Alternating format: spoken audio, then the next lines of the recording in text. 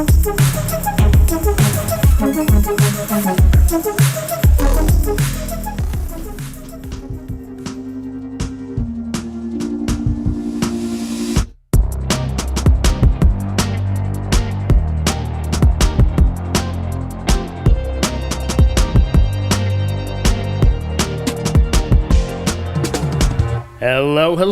and welcome back to the studio here for Q&A Thursday, where we were on a couple weeks hiatus, but we're happy to see you again, and hopefully you feel the same about us.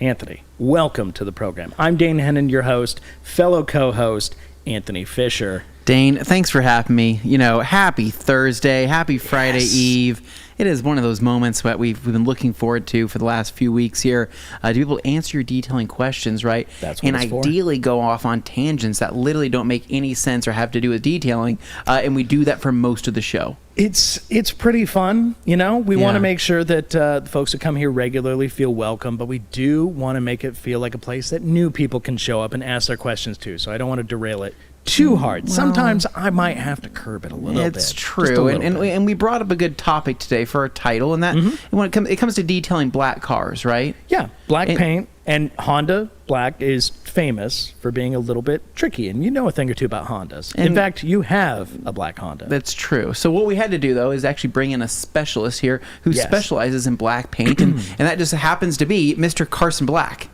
It's right in the name. Thank you for having me yet again.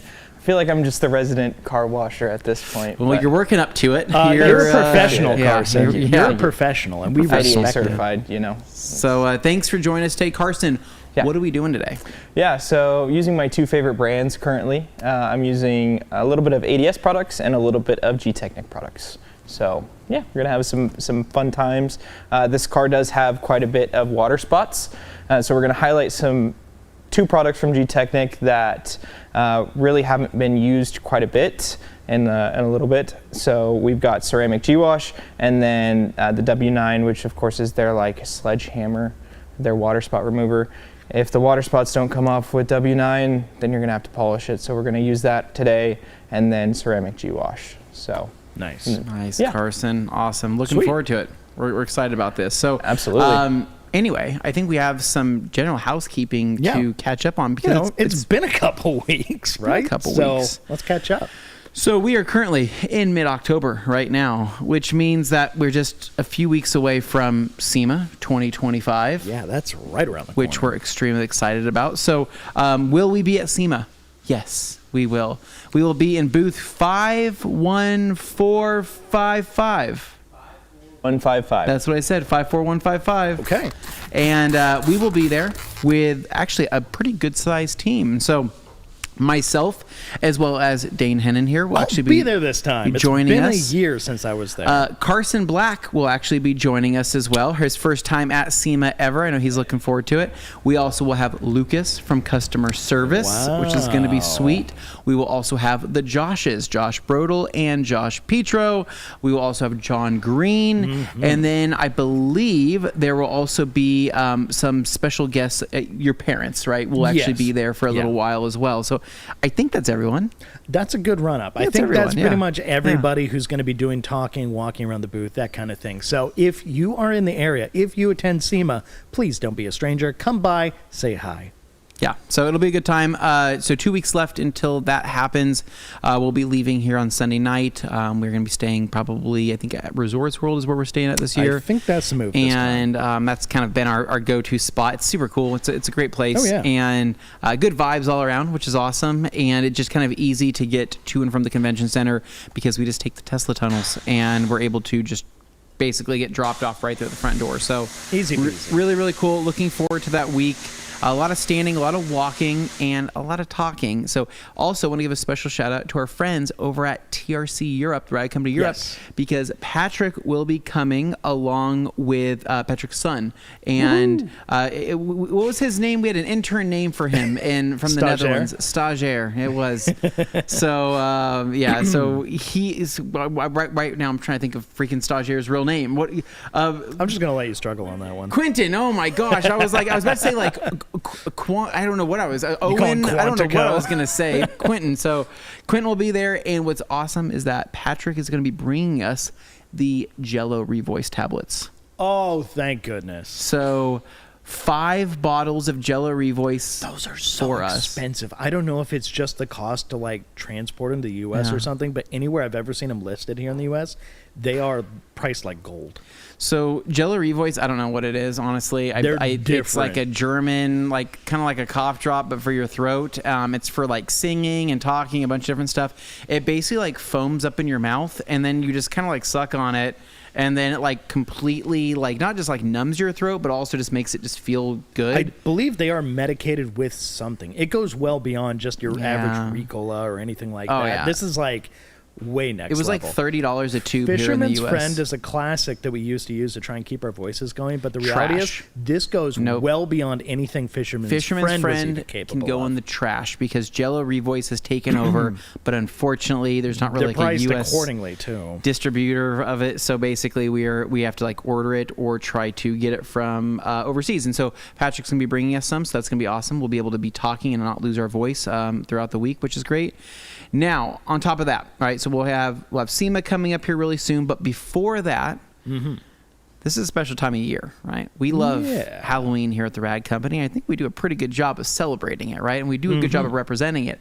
So, here, very soon, just a few days, the Rad Company's Halloween sale will be underway. It will be starting.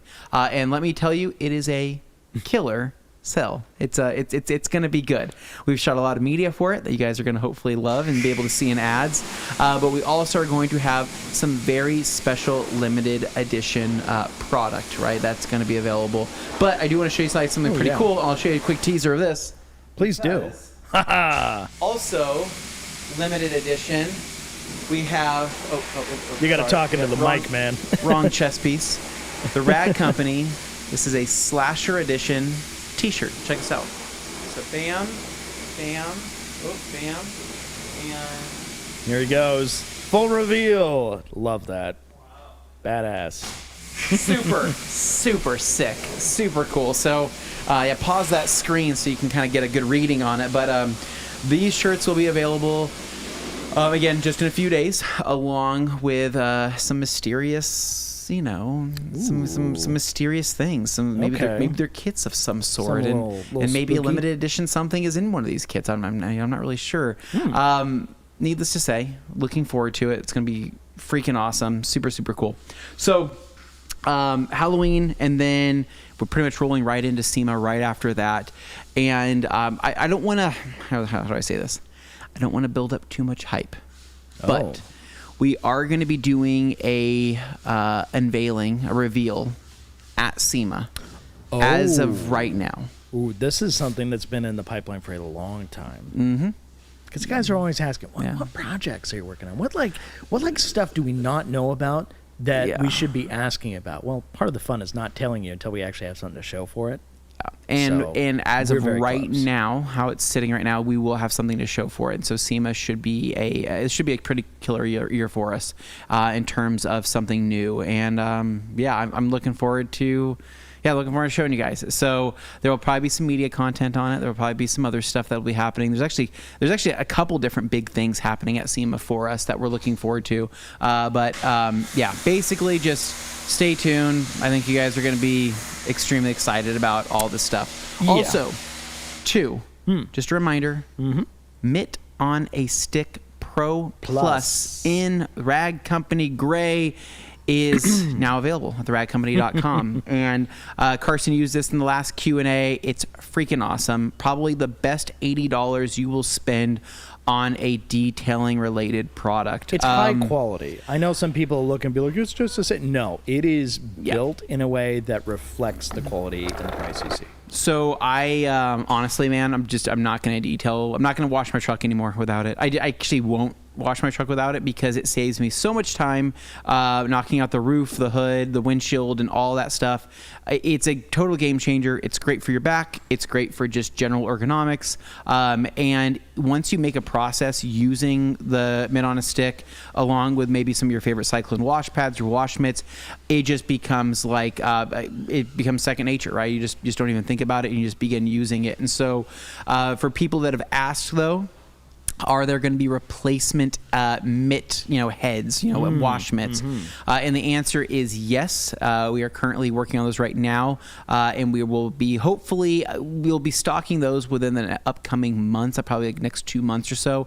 The mitt that's on there is extremely durable and will last you, I would probably estimate 100 plus washes. There's no reason why that mitt would ever fall apart or anything like that. It's very, very durable. So what I would say is use it, take care of it. In the meantime, if you do have to do a reorder and you want to get some more of them, you can actually just order them from Auto Fiber, from our friends over at Mitt on a Stick. They do have just replacement heads. They just may not be in the black and white. They'll probably be in like a blue and white blue and white or red and white is what they're in right now, but we will have the black and white version coming from Korea, and obviously. if Nick goes back to the homepage, I believe it plays like a video clip of it in action, so you can take a quick peek at that, just where it's running. Yeah, dude, there you go. It's freaking awesome, and maybe I don't know if Carson's gonna. I don't think he's gonna have to pull one out for today's wash. This car's a lot smaller. $80. It's worth every penny. I would buy it again and again. If the one that we had here broke tomorrow, if the one I had at home broke, I would buy another one because just that's how useful it is for me. So no question. Pick it up. All right, that is it for housekeeping. I'm sure there'll probably be some more stuff that comes along the way, but let's get some questions answered. All right, I'm going to open up this. Few things here. Dane got me this protein coffee thing. I think it's delicious. 130 calories, 30 grams of protein. Decent macros. 60 grams or 60 milligrams of caffeine. Not 60 grams, 60 milligrams of caffeine. All right, little tester. Yeah. That is delicious. Yeah. Costco? What's the price? What, like 18 for like what? How many do you get? Gosh, it came with like, was it 12 or 14, something like that? There are a few in there, but pretty good. It's real good. That is delicious. Because I get those protein shakes where they're like coffee flavored and maybe they have a little caffeine, but this is actually like straight up coffee rather than being a coffee flavored protein shake. It's actually a little different. But they still put the protein in it. Anyway, we're not here to sell protein shakes. We have no affiliation with this whatsoever. Joy Burst Protein Coffee. Get it at your local Costco or I just wanted him to try Sam's Club. It was delicious. All right, moving along. Let's get some comments up on the board. Dino starting us off. Welcome, Dino. Happy to have you here. Hey, what's up, you awesome people? Thank you, Dino, and it's great to see you. Then we've got first from Puerto Rico. You know Umberto. You love him. Hello, TRC team. Moving along, we have more. First from Puerto Rico, 568. Wait a second. Is that an imposter? I don't know what that is. Okay. Has it always been 568? I don't remember the 568. That feels like it might be an imposter then. We have Dan Clowing. It says, good afternoon, all. What's going on, man? Welcome. Dan the man with the plan. Mac Bergson. What's he saying? Good to get back in the swing of things. Welcome back, TRC. Love to start my Thursdays off with this show. Mac, thank you for joining us. Excited to have you here. Yes. Then, happy for Thursday. All right, Neil White. Oh, you know what? It's showing their usernames rather than their actual presentation names. So it's using their actual handle instead. So that's interesting. I don't know why it's doing that. But moving on, we know this is Neil White. So, hey TRC, how was your time in Helen? That's Georgia. Did you ride the mountain coaster? Helen is a really weird place, but also fun. You know, Helen, it reminded me a lot of a place called Leavenworth. If you've been to Washington and you're familiar at all with like the Snoqualmie Pass area, you probably have heard of Leavenworth, Bavarian town nestled in the mountains. It feels like legit in a fun kind of way. It's a little hokey, but it is fun. Yeah. Bavarian, or as you call it, Bulgarian, which was odd. But yeah, no, just fun, silly little Germantowny kind of thing. But Helen, I did not know this about Helen. When we rolled into Helen, I thought it was just going to be a little mountain town. I didn't know anything about it. So when we rolled up, and I'm looking around going, wait a second, this feels like Leavenworth. And then I saw how big it was. It was like Leavenworth on steroids. It was like Leavenworth is like one day of the week. This was the whole week. It was just stretched out as far as the eye could see. And you were loving it. I was freaking obsessed, honestly. You can call it goofy, you can call it weird, whatever it is. Matt's not a fan. Like, Matt's very, like, you know, like, he's like, oh, it's like, I hate themed places. And I go, well, unlike you, Matt, I love themed places. They're like my favorite thing. And so, Helen is amazing. Like, I don't know why he didn't talk that up in more videos. Like, if you were to say, hey, you get to come hang out at this cool house, but also the town is like really like unique and fun, and we just happened to go during Oktoberfest, right? Yeah, we happened to be there at like the best time. We were at the best times. The leaves were changing. It's everybody's wearing lederhosen, and I was like, oh my gosh, this is freaking awesome. Beer gardens everywhere. We did not ride the mountain coaster, unfortunately. No, we did see it, though, because the place we went last day for a little food and stuff before we headed out that evening, we did eat right next to it. So we could see it in action. So and it looked fun. We went all around the town, though. We actually had a full town day in Helen where we did some shopping, went to the toy store, got some toys for my daughter. We got funnel cakes. We did, oh my gosh, we went to a couple different like weird shops and all sorts of stuff. And you're right when you call it weird, though. There is like a strange energy to the place. Yeah. I can't quite put my finger on it, but it's like there's like a sinister underbelly to it. There's something just a little off there. So we went to this it's called Earth Mother Coffee, and they were very nice.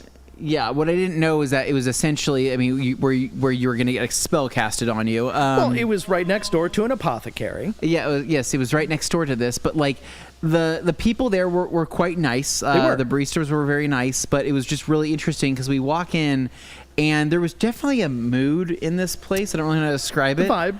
There was a vibe, and then they told us about like some of the history of the town, or like just the general like and they weirdness. Weren't exactly like super positive about no like it's weird. Like, they lived in this beautiful town, but they also like acted like they kind of hated it. And it was almost like a get out. And then that's what it kind of like, get out while you can, or like don't get arrested here. Like, why would I get arrested here? They're like, people get in trouble here, and they just come here and they do bad things, leave. And then they don't leave. And they don't leave. And I was like, what? What does that mean? Like, what are you guys talking about? And she goes, well, anyways, our coffee machine's broken. And I go, oh, so she's like, well, so I can't make you an espresso or anything. And I go, this is a coffee shop. What do you guys do? And she says, well, I can give you a cold coffee, like a just a normal drip coffee. And I said, sure. And then she offers Dane, Dane's like, I'll take a chai.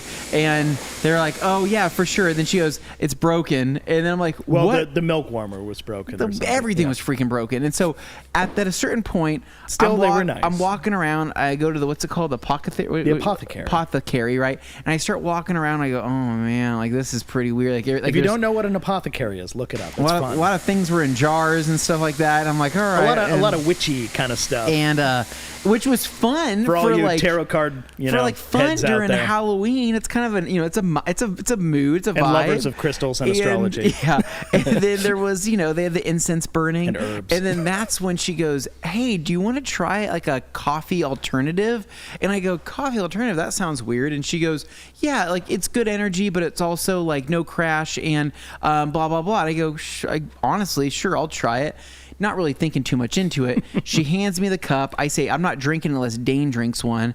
Dane gets a cup. I didn't waste a second. It was scorching hot. We take like a little sip, and I go, oh, this is interesting. And she goes, yeah, it's this stuff right over here, and walks us over to like this bag of mushrooms. And she goes, it's this mushroom coffee. I go, oh my God. And I'm already tripping. I'm already like, I'm going to get cursed at this place. Not those kinds of mushrooms. And it was just... Dane, you just never know. And it was smooth. It was fine. It tasted I'm like, more or less like coffee. Give me, I want a normal coffee, and I want to leave. And even my normal coffee didn't taste like normal coffee, and it freaked me out, so I dumped it out. Yeah. It was so anyway, moving along, Helen was an interesting place. It had some strange vibes, but I would say that's part of the charm. It's a little bit strange, but quite fun. And if you don't mind a little bit of like a something's off kind of vibe, but it goes pretty well, like, go enjoy it. Dude, try it out. Going with like, family, I think it'd be right. I think they have the tubing, they have all sorts of fun stuff there that I'd totally go do with my family. And on top of that, again, there's like a quaintness to it that I really like. The food we went to, what's it called? Something's not Sully's. What would Matt call it? Molly's. Molly's, yeah. Oh, Molly's was wonderful. So we went to a little restaurant called Molly's that he was all about. So he hyped that up. So we had dinner there. And then what else did we end up doing? We went to it's like they have like a grocery store there, and Betty's Yes. or something like that. Betty's. So we went and did that, and It was like a country store, but a really big country grocery market, like really fun. If basically I just didn't know. Then we also went to a sushi place as well, and it was also fine. So it was a really cool experience. I would totally go there again. I didn't really know what to expect, but like I was so pumped when I started seeing all the Bavarian themed places. Yeah, and did they're not expect any building of a that. home to suites that is going to be Bavarian themed, and I'm like, this is the best. So I will be back. We'll talk about the house here in a little bit as well. I mean, the actual Helen house for OG, but we don't want to front load this whole thing. Yeah, we'll just talk that wasn't detailed. We'll get some more questions. Yes. All right. So we got Minnesota checking in. Thanks to DIY with Kane. Welcome, sir. And then I've got Appearance 91 saying, you lads, can you wash your car with Koshemi CES on a weekly basis? So wondering if Ceramic Effect shampoo is okay to use on a weekly basis, or would that be overkill? I might just, if you're using that line already, use GSF in between uses of CES. Yeah. You don't need to use it every time. Yeah, I mean, like, basically, I'm like, if it's me, I'm probably doing CES, once a month if you want to keep up with hydrophobic behavior. I mean, that's all you really need. Otherwise, you're just kind of wasting it. GSF for probably your general cleans. CES for a light cleaning / retouch up. You can also do a GSF wash first and then do a CES wash, and you can do it like that, and do them back to back if you want to just make sure that you're kind of getting that protection to stick the best you can.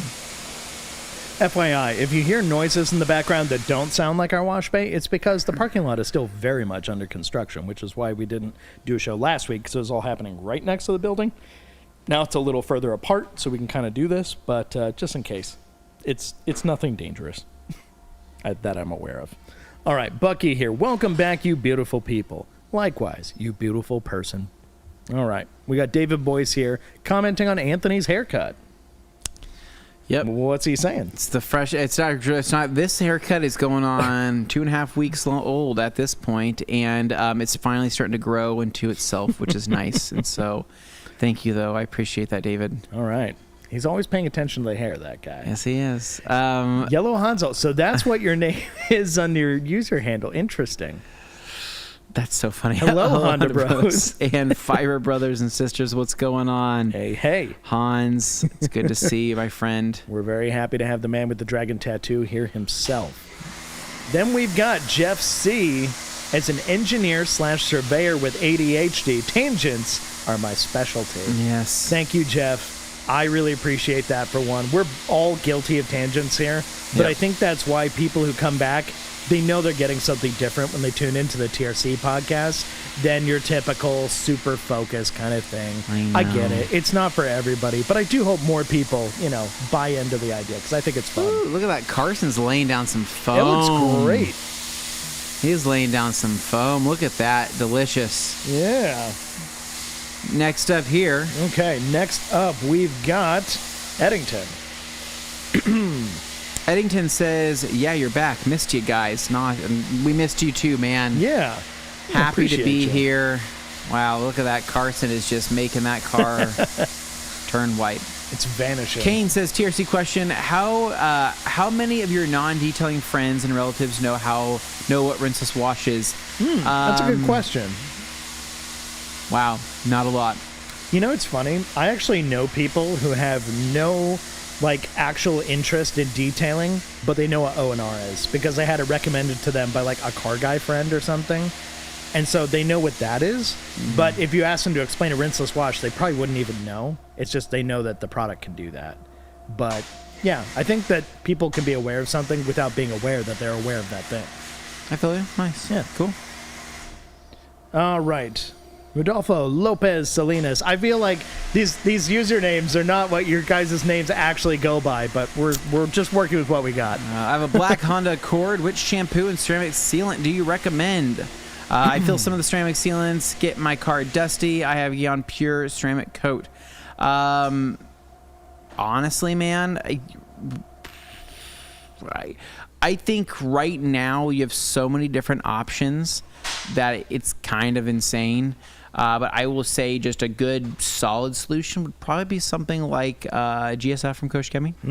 And I'd probably use, let's see, maybe probably say Armor Detail Supplies Quick Detailer. That's a good call. Yeah. Amplify, yeah. I'd say if you're using GTECH, you use GSF GWash. and Amplify, every wash, you're golden.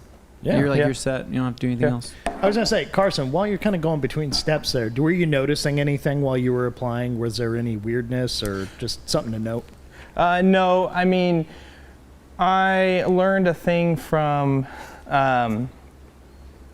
DJ from Armor Detail Supply with Decon soap specifically, where some guys like to pre-rinse, or some people like to pre-rinse, I should say, before they apply Decon soap. But since you're going to rinse it already before you go in your contact wash, I didn't, because I think it's just wasting a step and wasting time.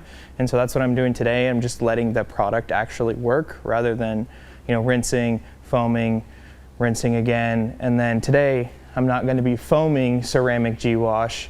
I'm going to be using it strictly as a bucket soap. And so I'm not going to be foaming again. So I'm done with my foam cannon. Cool. Okay. Nice. Little mini tangent for you. Elevation Food Courts at Resort. Oh, Well, me too. We will be there, Mac. Me too, Mac. We That's like will my absolutely that's like my favorite spot. Be partaking. No, Dean, you haven't in the been Asian here. food court. It's cool. I've never been to this one. It's like got a vibe. Yeah, no, Like I you love walk, that. you I walk want through, that. and it's like walking through like an alleyway at Yeah? in like Ooh. Japan. Okay. I'm in. And they have boba tea, and they have like walk up sushi where you just walk up and like stand at the counter and they give you just sushi. get a little roll there. Yeah. Oh, that sounds awesome. Yeah. Okay, I'm in. We got Hanzo here. Love Hanzo. Hanzo, Good what's going on? day, everyone. Welcome. Not to be confused with Hans of the Dragon Tattoo. No, different. And we can't confuse this guy either. Sheepstar checking in. What's going on, man? Welcome, sir. Welcome to the party. This is how far back we are. Alex was noticing that he thought you were showing off a Nitto shirt, but actually, no. It's a TRC I Halloween know, special. Alex. It is awesome. It is a very cool shirt. Yes. And then we got Joey Belinsky saying, oh, thank God you guys are back. Yeah, I know. It's been a minute. I'm sorry you had to wait, but we are back. And then we got, double comment from Hans. Finally, the Stroopwafel towel will be launched at the big show. Can't wait. Yes, this will be an edible towel. Delicious. It actually melts into your coffee. What if the Rip and Rag worked like that? Ooh. Like cotton candy? Ooh, that'd Like be delicious. it stays just firm enough when you rip it off to work, but then it just starts to dissolve. No, I would love like a roll of Stroopwafels. So I could just like pull off a sheet. Oh yeah, just like sheets of waffle, Sheets semi-flex of waffle, caramel. and it's got like the Yeah. caramel like sandwiched in between. Oh no, the mouth is watering now. Delicious. All right, finally, yes. Moving along, we've got High Tide EDC. We need in somebody Super Grom detailing video demonstrating the use cause for using an IK foamer to detail small bike. Yeah, use case. I don't know who that person is that you're referring to, but yeah, that actually is a pretty good idea. I'll see if I can talk to a guy about a thing, right, and see what the deal is. See a man about a horse. Yeah, I think that person you're referring to though keeps his stuff pretty clean though. I mean, I don't know, maybe. Oh, it's okay. Carson says that guy. He just says that guy's washed. As washed as that HRV is right now? Yeah, that's right. That's a Wow, nice okay. thing to say. Let's move on. Well, I mean, you don't know him, so why would it be hurtful to you? it's true. Yeah. I you don't know. You have no feelings. I'm on like the his matter. photographer. You know what I mean? You're just I'm completely like Peter Parker. Yeah. Give me pictures of Spider-Man. LO, that cartoon comment is from 2 weeks ago. Oh, man. Yeah, no, Neil, that's a pretty old comment. That's just what was still in the feed when we started it back up again. That's how these things work. All right, Jeff Z. Any plans for a drawing cover for the mitt on a stick with TRC microfiber? If not, which current TRC drawing towel works best with it? I know they tried a few different ones. Yeah, so realistically, I think that a cover, we could probably produce something like that for it. I don't know if we will. For us, I've just been kind of throwing a drawing towel just around the head of it, like a 1500 or whatever it is, and that's kind of doing the job. Yeah. how do I say this? Me personally, I'm more concerned with having a good, or I'm more focused on having a good product that it can wash a vehicle safely with a wash mitt versus like dry a vehicle safely, I guess, with a stick. Because you can get places with air in the meantime if you got. Or I can just take a towel and drape it. I can do a lot of different things that way. That really, I think, on a stick wouldn't just be as fun. So never say never, but I think in the meantime, I think what I'd probably get used to is trying to like wrap a towel around it, like a 1500. You can use the slots, the little insert slots that they have there for like something thin, like a car wash towel that we sell at the drag company. Yeah. But like much thicker than that, it probably won't attach very well. Okay. And well, interesting. Thank you, awesome guy at 7771 saying YouTube added an update to show the full username with the @ symbol now. Interesting. So it's showing your handle rather than your username. Oh man. So then what happens if you're not the original, like, but you thought you were the original? Yeah, you're gonna look like a knockoff. That's gonna be a little weird for some people. Like if you created a channel originally and then you had to give up that name because it got screwed up somehow. There's awesome guy AT. There's 7,771. 70 of those before him? How does that work? Or he just decided to jump up a little bit. I actually don't know how that works. Neil says that it's wonky too. So, yeah. All right. We're making our way. Yeah, actually I had my YouTube not load videos the other day. I went to go get on it, and I went to go like load some, I mean, just literally said this video would not load, and it did that for probably like 4 hours or so. It just wouldn't load videos. That's really weird. Isn't that weird? Huh. Bane. Oh no. Question, and then there's no question. First from Puerto Rico saying he's visiting this planet. Oh, that's what it is. That's helpful. Humberto usually does that. My. Okay. And then Sheep offers answer, and then he says he nailed it. All right, moving along to the first, but wow, we're on to page 1 already. Moving along. Boom. Okay, here's his real question. Bane. For someone getting started with washing on a car that's ceramic coated, what pre-wash soaps and shampoo combination would you recommend? Or do you just recommend a shampoo only and no pre-wash soap? So, let's see. So, getting started washing a car that's ceramic coated, I would say really just shampoo only for right now. I mean, unless you feel like you need a pre-wash, you don't. How do I say this? I mean, I'd love to sell you every single product that we have, but I mean, like, if you were just getting started and you're just learning this whole process, I think that start with a normal soap, figure out how dirty your car is actually getting to justify whether or not you need a pre-wash, and then go from there. So, get a good soap like GSF for, GWash or Shampoo Plus or whatever. Start using it, and then if you're finding like, oh dang, like this shampoo's great, but I do need something a little bit more cleaning power to do at the first step, then that's when I'd look into a pre-wash. And pre-washes, there's a lot of good ones. There's Citrus Wash, there's Decon Soap, there's Touchless from Optimum, a lot of different options. But yeah, I'd say if you're just starting out, go simple before going all in and see what you need. Yeah. And we can take our time on these answers because we're on page 1 already. So wow, okay. We're just trying to help people out. Car Pro Reset is a nice soap that has a bit more bite without being super strong. Wouldn't need it for a weekly wash, but it can be effective for winter washing. Nice. Yeah, that can work. And then we've got David Boyce saying holistic medicine, although that's not how that's spelled. Bane here. Sheepstar, what about a weekly wash? Nano Magic shampoo. I think he keeps trying to use shampoos that have like protection in them when you probably don't need to do that in between washes. I'm just figuring it's kind of overkill. Yeah. Yeah. But yeah, no, if you want to use GSF or something in between, that's probably the go-to. Next up, I've got awesome guy helping dispensaries everywhere in Maine. I'm sure it's the opposite in Idaho. Yes, it is. They have Oregon for that. Neil. Helen is the only German town with no actual Germans. I love how the German restaurants serve burritos, brats, and schnitzel. Yeah. I mean, they certainly do. And schnitzel fits right in. Yeah. It was good fun. Enjoyed I actually did hear a couple Germans. Funny enough, we were standing in some accents. line, and we heard a couple accents, and I was like, oh, they're probably from Germany. But like, it's just so far from it. You know what I mean? Like you're kind of Yeah. Remember the Dutch accent? Yeah. Yeah. There was a Dutch accent. But like it's 2 hours, right? I mean, north of Atlanta. So you're kind of like if you're going there for Oktoberfest, you're really going there with the intention of having going. Outside of that, I think you're probably just in the Atlanta area and you're just willing to go and check it out. I kind of felt like most of the people who were there, though, if you're visiting that town, you're probably staying there for a couple of days and you're not just passing through, because it seemed like there was enough to do for a little while there if you wanted to. Yeah. Yeah.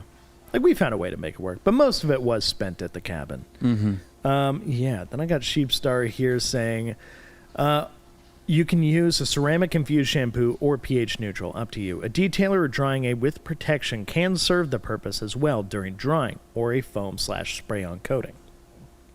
Certainly true. Awesome guy at 7771. My modern steel Civic seems to look decent with just about anything from the speckled nature of it, luckily. So, do you know anything about modern Honda paint? I imagine you do, compared to, say, like your 90s, Honda.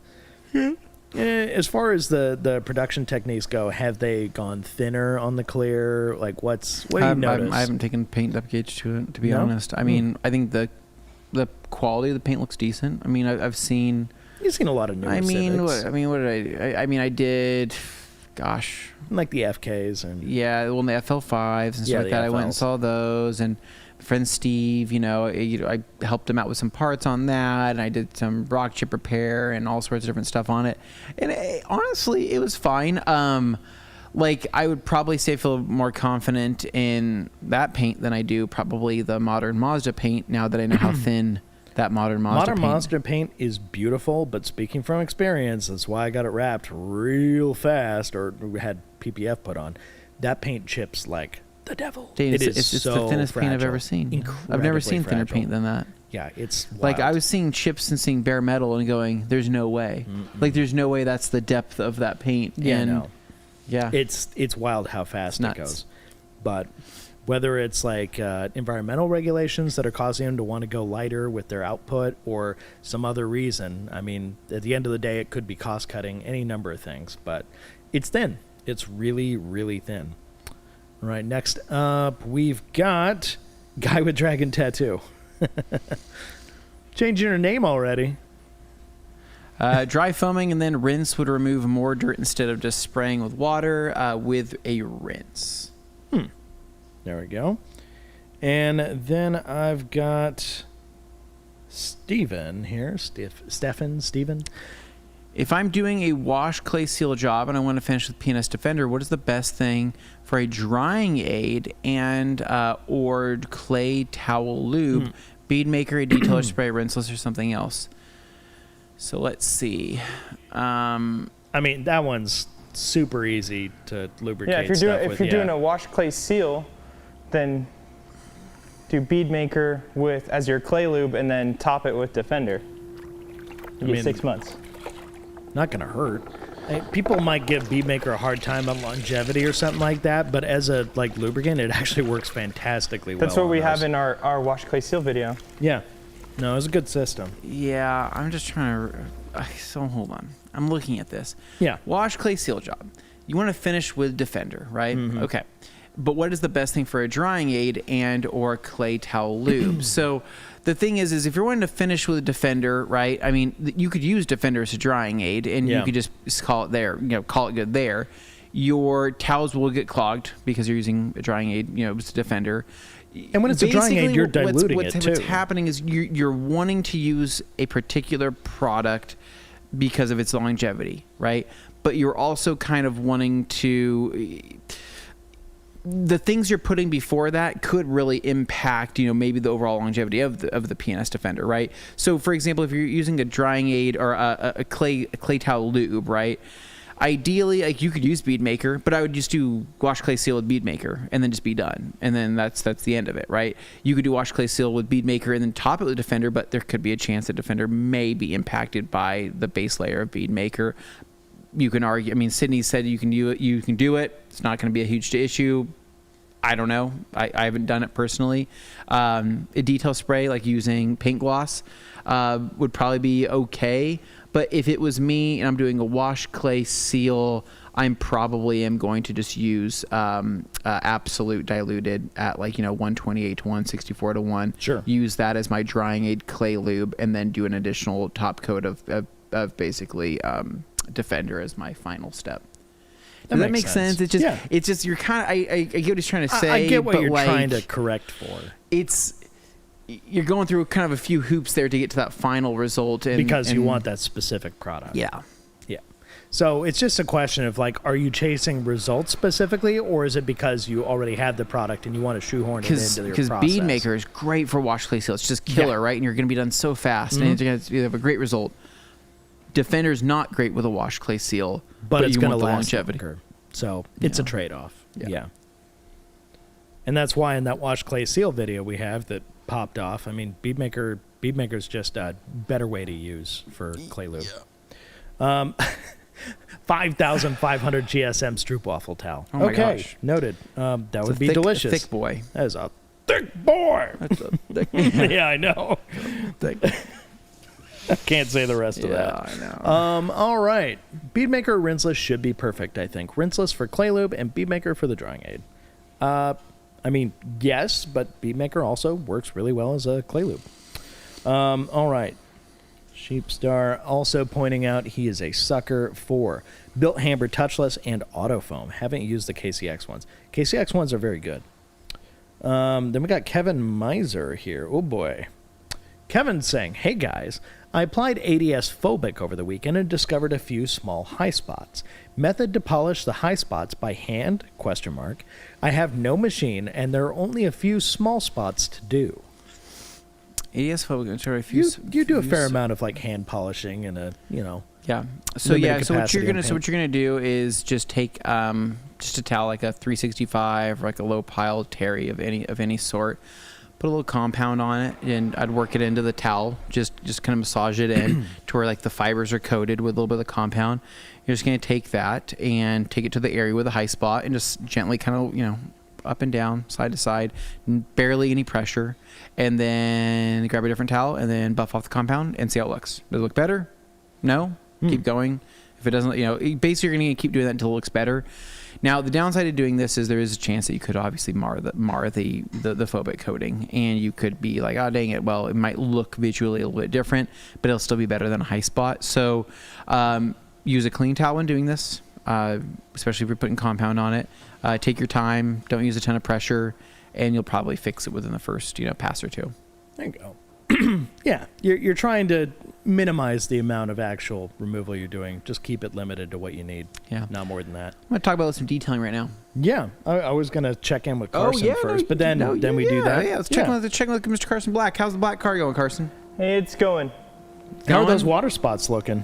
They came out for sure with the Ceramic GWash. Yeah. Oh, really? I probably should have,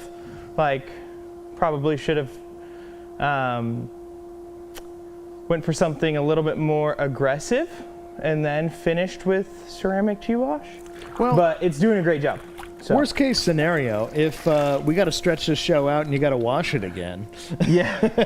It's not a big car. If you need to target a few areas and redo it. It's doing a great job, but I'm kind of doubling the passes because I don't want to miss anything. Yeah, that's fine. But it's handling it just fine. But hindsight, 2020, right? Yeah. Okay. Well, good.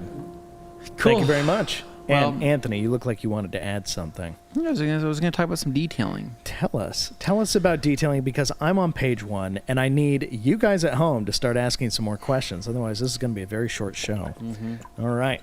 So, continuing on. So, last couple of days, because I took some days off, right?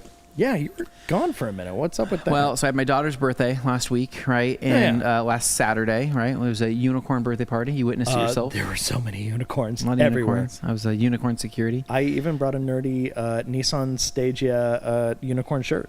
You did. Yeah. It was great. So my daughter's birthday was last week. So she's 4 now. I can't freaking believe it. Oh my gosh! It's just insane. Time is flying by, right? So but we did that, and then we had a great weekend, great birthday party.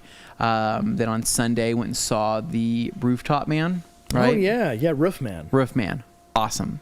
Totally awesome. Yeah, that's the one Channing Tatum. Totally It's recommend all watching it. Like, it's 90s-y. super 90s and made me miss Toys R Us more than ever. Oh, man. And I was like, go figure, dude. I become a dad and Toys R Us goes away. That This is like a sleeper campaign to bring back Toys R Us dude, stores. like, I would be going to, like, if Toys R Us... It's the kid version of Best Buy. How do I say this? Like, when people say, hey, what do you like to go out and do with your kids, right? Like, some people like to take their kids to the park. Some people like to take their kids to the grocery store. Some people, they find things to do with their kids that, they both enjoy doing. I would love it. Being able to go to a toy store and just go and shop around or just hang out or just play with crap, you know what I mean, for an hour or two, I would love it. It just sucks that they're gone. And we actually had a decent Toys R Us over on Eagle Road here in Meridian, and it was nice. It was actually really nice. The one by the mall was sad, and we didn't talk about that one. That's the one I usually went to. that one made me sad. Yeah, a little bit. It's like a Dick's Sporting Goods or something. It was next to a Big Five, and it was just sad. But anyway, so we did that, and then on Monday, I was like, you know what? I am going to recoat and repolish my Honda Civic. So that car has been resprayed a couple different times, the different panels. Some of the paint's still original on it. But I was like, you know what? I really need to polish this thing and recoat it. It does have some clear failure in a couple small spots, which isn't my favorite thing. Sure. And I've been essentially keeping this car on life support with details for the last 7 years or 8 years, however long I've had it. And it looks good in pictures to the point that it kind of hides. And those it looks so good in pictures and videos. It looks insane. Even in person, to like somebody doesn't really know paint condition, they would probably go, "Wow, this looks amazing." I went through and spent a couple days doing a repolish and a recoat, and I actually ended up using Crystal Serum Ultra. That's what I used from GTECHNIQ. Nice. And so we had a bottle that I was gifted from the team. Normally it's a professional only coating, certified installer kind of thing. And I had this bottle. I'm like, it's been sitting for a while. I really need to use it. It's just been sitting for so long. I'm afraid it's going to go bad. My other option would have been ADS Pro, right? Amazing coating. I have that on the Raptor. I love it. But I had this bottle of CSU. I'm like, I'm gonna use it. So did the coating on my Civic, and literally went perfect. It was a perfect install up to the point of the hood. And I started coating the hood. I was gonna do 4 different sections, kind of do like a like a square, like a cut in half, right? Yeah. And I do my first couple sections, went great. Second section went great. Fourth section, applied it, started wiping, and I lost my towel. Right? I dropped on the Swiss tracks, which isn't really that big of a deal. Okay. And I go, okay, well, I need to grab some of my other towels, right? Sure. I go to the bin behind me where I had everything sitting. Yeah. Towels are gone, empty. I used all my towels. Oh no. And I had already thrown them into the wash, right? Mm-hmm. So I had a coating that I was in the process of leveling, you can't just and pushing around. Oh boy. And I didn't have a towel around me, right? You have a little pucker moment there? I ran over. I'm like looking. I'm like, where's a freaking... Think of this, guys. Yeah. Anthony from the Rag Company. No, you're a neurotic mess when that happens. Looking for a towel in my house that's covered in towels, right? And I could not find a towel as this coating is sitting there. And the thing is with CSU is it's serious crap, right? You don't want to let that cure. And I'm looking around. I finally just say, screw it, I'm just going to grab a ripping rag, but like minutes has gone by, right? Yeah. I run and grab a ripping rag off my shelf. I rip it. The box is kind of hanging on for dear life. I'm pulling out of the box. I run over to the car. I start to try to remove the coating. And unfortunately, that fourth area that I was kind of doing, I had spread the coating out into the other areas doing my wipes, which normally I'll kind of cup it inwards. No. This one, I kind of was like, I don't know what happened. I wasn't really paying attention. I was wiping it. Towel dropped. I said, whatever. I'll grab another towel. Basically, I lost a couple minutes. Grabbed a ripping rag. Didn't do anything. Like I literally am taking it to the coating. It was too late at that point. The coating had already set up. And I was like, crap. So over the entire middle of the hood, I had white marks, right? Push marks that you could see under the scan grip. And this is why when people question, they go, how come these brands have these like locked away secret coatings that I have to go through training to use? How come they don't just sell that to anybody and everybody? Just sell it to randos off the street. Why don't they do that? It's because if you don't understand what you're working with, this can happen. But in this case, Anthony knows. Anthony's been through the training. He understands how this works. His problem was just not having the necessary supplies in the moment he needed them. Well, and so if anybody's wondering, I was using a 2-towel method on the whole car, right? Yeah. I got to the hood. I'm like, I'm in the last section, and I'm like, and I was actually making good time, but what had happened was I had one towel had kind of, I don't know what, if it had fallen or something, and I had the one towel. I'm like, I'll just do a multi-flip on this towel, and it should be fine. And then whatever had happened, I had kind of dropped it. And I'm so neurotic about, even on the Swiss tracks, a towel dropping on the ground during a coating, especially on the hood. I'm like, I'm not going to risk it, right? So I... you ripped your last rag. Ripped my rag, went over, and didn't do anything. So unfortunately, I had to recoat. I wanted to just recoat that section, right? Yeah. Polish out that section. It was right in the middle of the hood. So what ended up happening was, as I was polishing that area, right, the compound was spreading into the already coated areas, and all those polishing oils were starting to kind of mar up the surface. So unfortunately, I had to repolish out the whole hood and recoat it again. To be clear, those ripping rags, had you been able to get to that sooner, would have been totally fine. You would have been okay, because Totally those fine. towels are capable of doing that. But because this is CSU, not CSL, well, this is a pro for what thing. it's worth, it was a rip and rag normal, not an XL. Correct. The gray right? ones, It was not a gray an XL, one, not a pearl one. which still could do the job. But just That's what I'm saying, it's though. a They smaller could towel. do it if you had gotten to it in the time frame needed. So needless But to it say, works fast. You got to look out. I was so mad at myself, and I was like, because when I was at the end of this, I'm like, I wanted to be done. Yeah. I'm like, I'm not really having fun anymore. I just want to finish this job and clean up the garage. And high spots everywhere. I had to polish everything out. I had to recoat it all, and it went fine. And the car looks great now. But just know that no matter how many times you've done something, you can still screw something up. Oh, sure. And it's a small setback, but it's just annoying when it happens. And I would just say, if anything, always have backup towels around you at all times, no matter what. Even if it's like one that's kind of partially used, just have something, because I think something's better than nothing. But anyways, I did that. Car looks great. Super happy with it.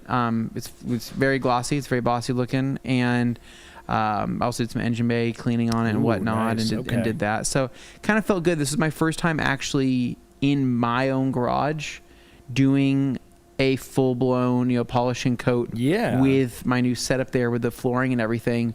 And did you use the quick jacks?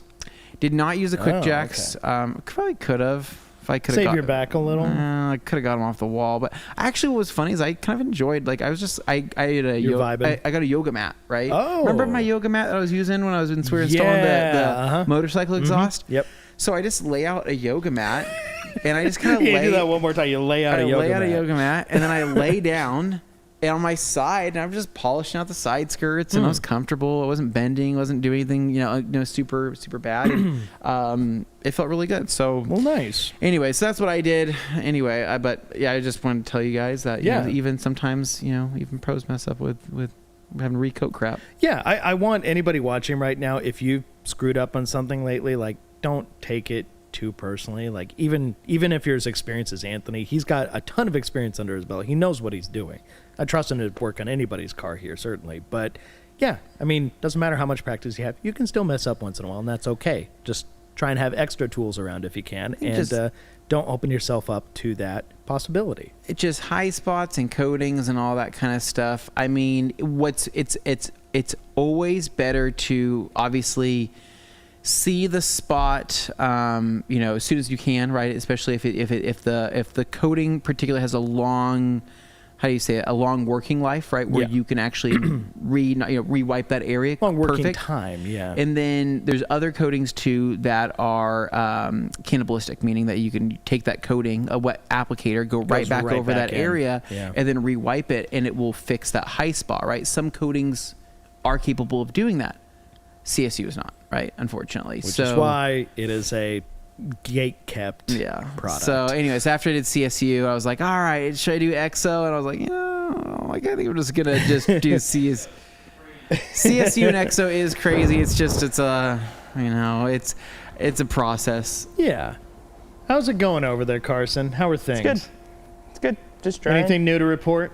Those water spots still peeking out at all, or are they gone? They're pretty good. Nice, because that thing got rained on with the nasty rain, and yeah.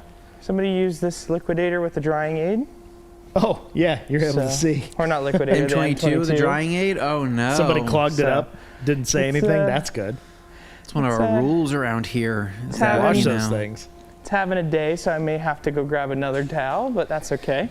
That's all right. We've it happens. got Liquid Elements USA, Levi Gates in the house saying, "What's up, dude?" Levi, I can call you back. Sorry, I know you called. I just had a busy day. Myself and Augie are hanging out today. Headed to the Home Depot to buy more Halloween decor. That's what I'm talking about. It wouldn't be time with them without the Halloween decor. That's what I'm talking about, baby. That's what he's about. A little bit of Halloween decor.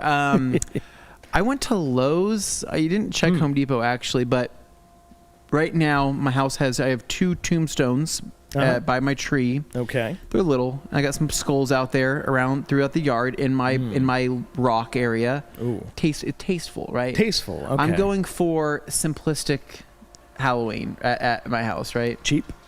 No, not cheap. It just minimalist. No, I'm just not doing the blow-ups. Oh, okay. No blow-ups. No screaming like witches and just like waving, wacky I just waving want inflatable. give me like a few hands sticking out of the lawn or some heads, places, and then maybe some like tasteful spider webs, and I'm happy with that. Okay. And yeah, I think this year, my first year being homeowner, I think I'm gonna be that homeowner that sits out there in the garage or on the driveway with the campfire. I did that. Yeah, that was me.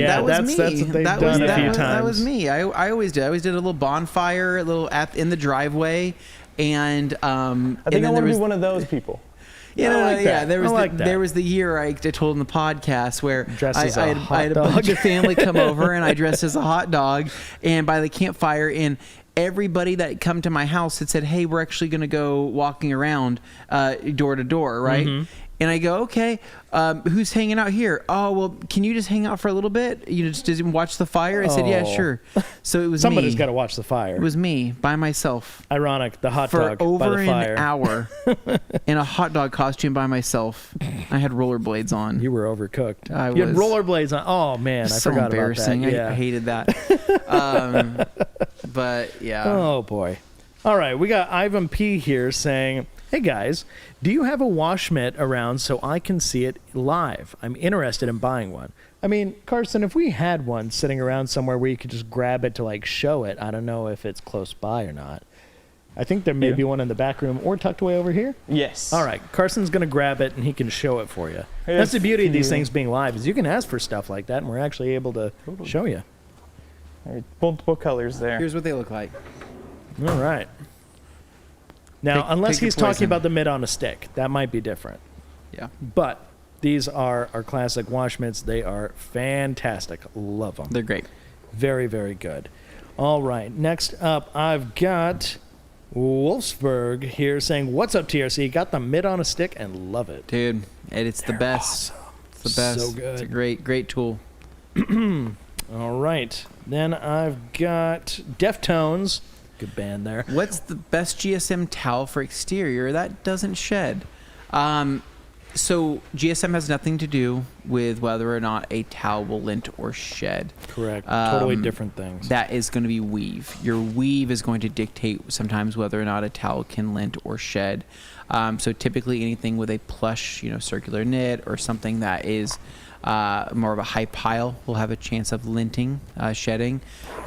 Towels that are usually twist loop, or twist loop, whether they're long or short. Circular knit, or coral fleece. Oh, so yeah, you're talking about linting towels, right? Yeah, I'm talking about ones more like a twist loop wouldn't. No, twist loop won't lint. Terry, very rarely do they really have linting issues. Pearl weaves, our linting is not really shouldn't be on those. Not really an issue with those. So it comes down to weave. That's basically what it is. But at the same time, the towels we're talking about that do have that possibility of linting, it's also not a guarantee there either. So it really depends on the products being used, the conditions they're used in, and sometimes it's just down to the construction of that one individual towel, where it was in the manufacturing process versus one further down the line that maybe didn't get, whatever little quirk happened to make that one linty. Unfortunately, linting is more, it's a part of microfiber towels. They will all lint or have an issue at some point. And it's often, usually, maybe not even that particular towel. It could be another towel that's linting onto that towel.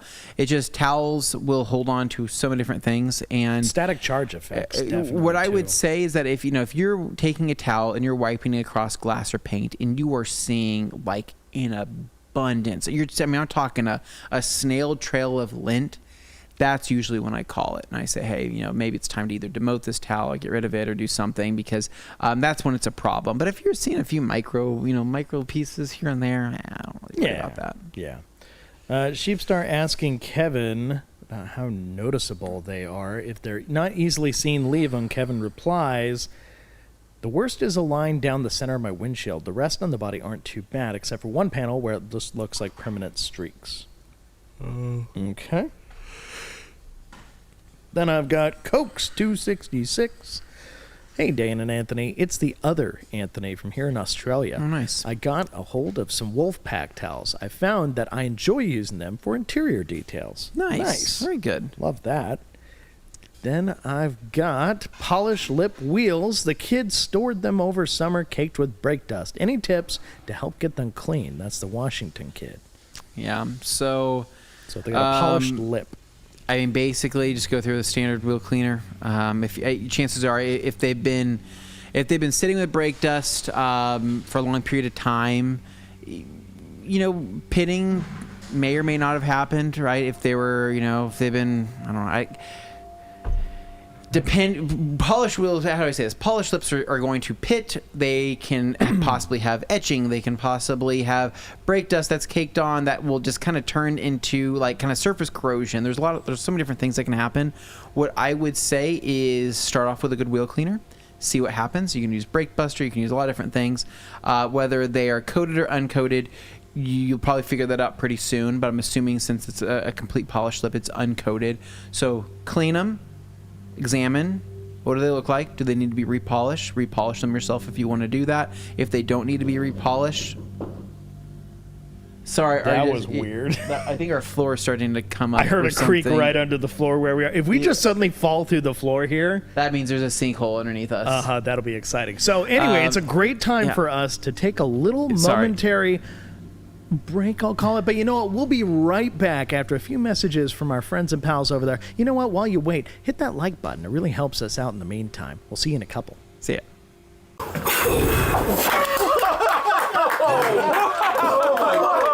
Holy cow! Wow! Dane, that was amazing! Dane, I didn't know you could do any of that stuff. Neither did I. Wow. Well, now that you're an actual bartender, Yeah. I don't know. I'm thinking maybe whip us up some signature Oh, cocktails. yeah. I mean, Dane, do it! I mean, it's my first day, but let me see what I can whip up. Nice.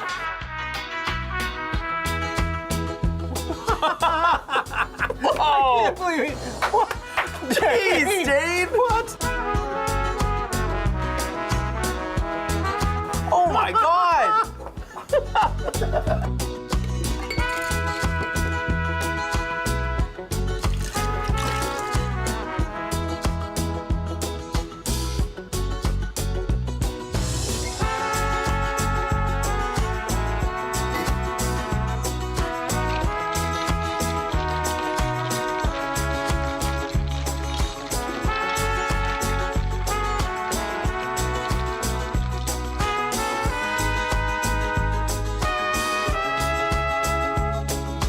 Wow, Dane. Dane. For being your first day, it's pretty amazing.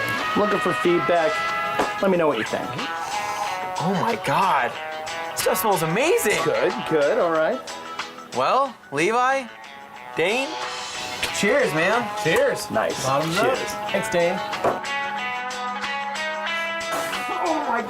God, why are you spitting my drink up? I worked hard on that. What is in it? Is that polymers? My mouth is encapsulating. Why would you even know what polymers taste like? Tastes like chemicals. Did you feed us chemicals? What did you put in this? I made you a nice drink. At least it's supposed to be nice. Guys, that's my car! What? You hit my car. God, guys, if you didn't want the drinks, you could have just given them back to me or something. Dane, are you seeing that shine over there? On the car. Oh my God. Dane, what did you put in that stuff? What, in your drinks? Yeah. Some water and some Absolute. Absolute vodka? No? P&S Double Black Absolute Rinseless. Wait a minute. Are you trying to poison us? Dane! Did you just make us drink rinseless wash? No, definitely didn't do that. Absolute Rinseless Wash is not for oral or suppository consumption. Looks pretty good. It does, however, leave a hell of a clean and smooth surface on your vehicle. Wow. P&S Absolute Rinseless Wash. Mix responsibly. Is that something? I mean, it's pretty good. Did I I'm make a kind of good thing? enjoying it. I'm kind of liking this. Yeah. So just don't drink it. No. Yeah, let's make sure we don't drink it for the future. But do put it on cars. Yeah, it's good. It's for Put it cars. on a car. Okay. Not inside yet.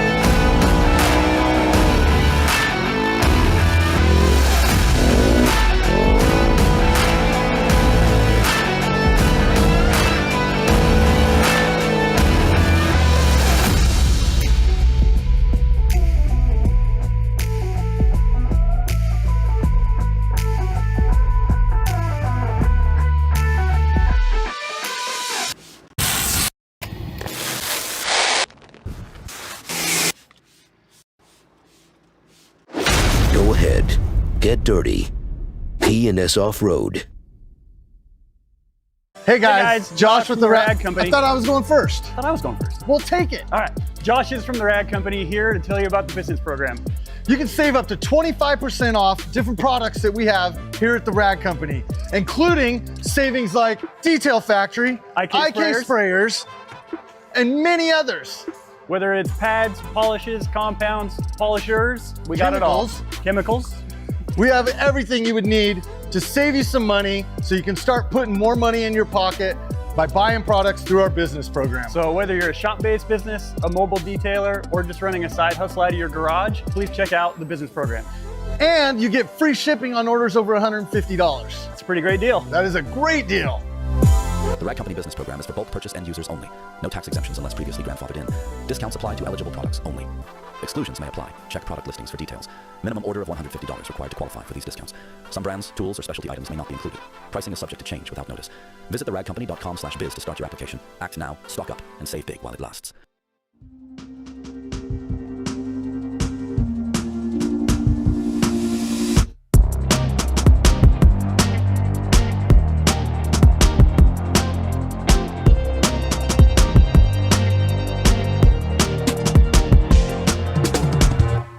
Hello, and welcome back to the second half of Q&A Thursday here at the Rag Company, where I'm your host, Dane Hennon. To my left, Anthony Fisher, fellow host. Dane, thanks for having me. Happy to be here. Absolutely. Happy Q&A Thursday. We're here at the second half of Friday Eve. The weird half. The weird half, right? Where hopefully things start getting kind of crazy, going on a few tangents. Maybe we talk about movies that we saw Fall off the rails. in even deeper detail. We revisit historical events from our past. Maybe we consider things in the future. I don't know why Carson laughed over there, but he definitely gave us a good chuckle. Carson, what is going over there in the wash bay? Oh, you changed products. Thanks for having me again. Today we're going to focus on interior because apparently I got through it pretty quick. Small car, who knew? Yeah. We're using a little bit of Sternogloss products, and right now Alright. at theragcompany.com they're on sale. So if you want to pick some up, Blammo. we're using Any, which is their interior cleaner, their glass cleaner, which is glass. Yeah, it's just glass. It's just glass. Something. I don't know. GLAS. You got it. And then their sweet air freshener for Mr. Seabass. And then Does he want that in there? probably should check with him. You probably should check. We'll check with him it's on pretty that. potent, and he's kind Yeah. of sensitive to smells. So That is true. We'll check with him on that. It'll be great. Yeah. It'll be great. We filled this tire for him. Doing? What? Yeah. Okay. And then, of course, some tire dressing by Awesome. GTECHNIQ. Carson, you're Perfect. killing it. Thank you so much. Thank you so much for joining us today and doing Yes. this. You're doing a great job, right? Thank you for Carson having me. Black I don't, with the I don't, black car. Thank you for having me. I don't know if I have a choice. Yes, yeah, you don't. Yep. I just ask him nicely, and he says yes every time. I mean, I could make Gabe do it next time if Carson doesn't want to do it anymore. Gabe would like that too much. He would. He would. He really would. Like, it's my time. We're like, Actually, I can no. say it right now. Sydney will be on next week, so Is we'll have she? her there. Okay. So you might even get me to detail a vehicle or you to detail a vehicle, and she'll be here. So yeah, we could switch it All up. right. You Hey, know, I like the sound of what that. do you guys think? In the comments, let us know. All right, next up, I've got Joey Belinsky here in the comments. Pop him up on screen, if that'll happen. And boom, there we are. Hey guys, I was polishing my wife's older, red, clear-coated car, and my yellow pad turned red. Must have been some new color-changing polish, right? No, right? Yeah, don't do that. No, that's sadness kicking in that, whoops, no more clear left. I got down to the base coat. Yeah. That's Yeah. called the fun coat. The color coat. That's the fun coat. Yeah. That's Yeah. where all the action is. Fun and sadness, you know, starts there. So if that happens to you and you're new to, say paint correction, polishing, anything like that, what should you do, Anthony? Stop Okay. immediately.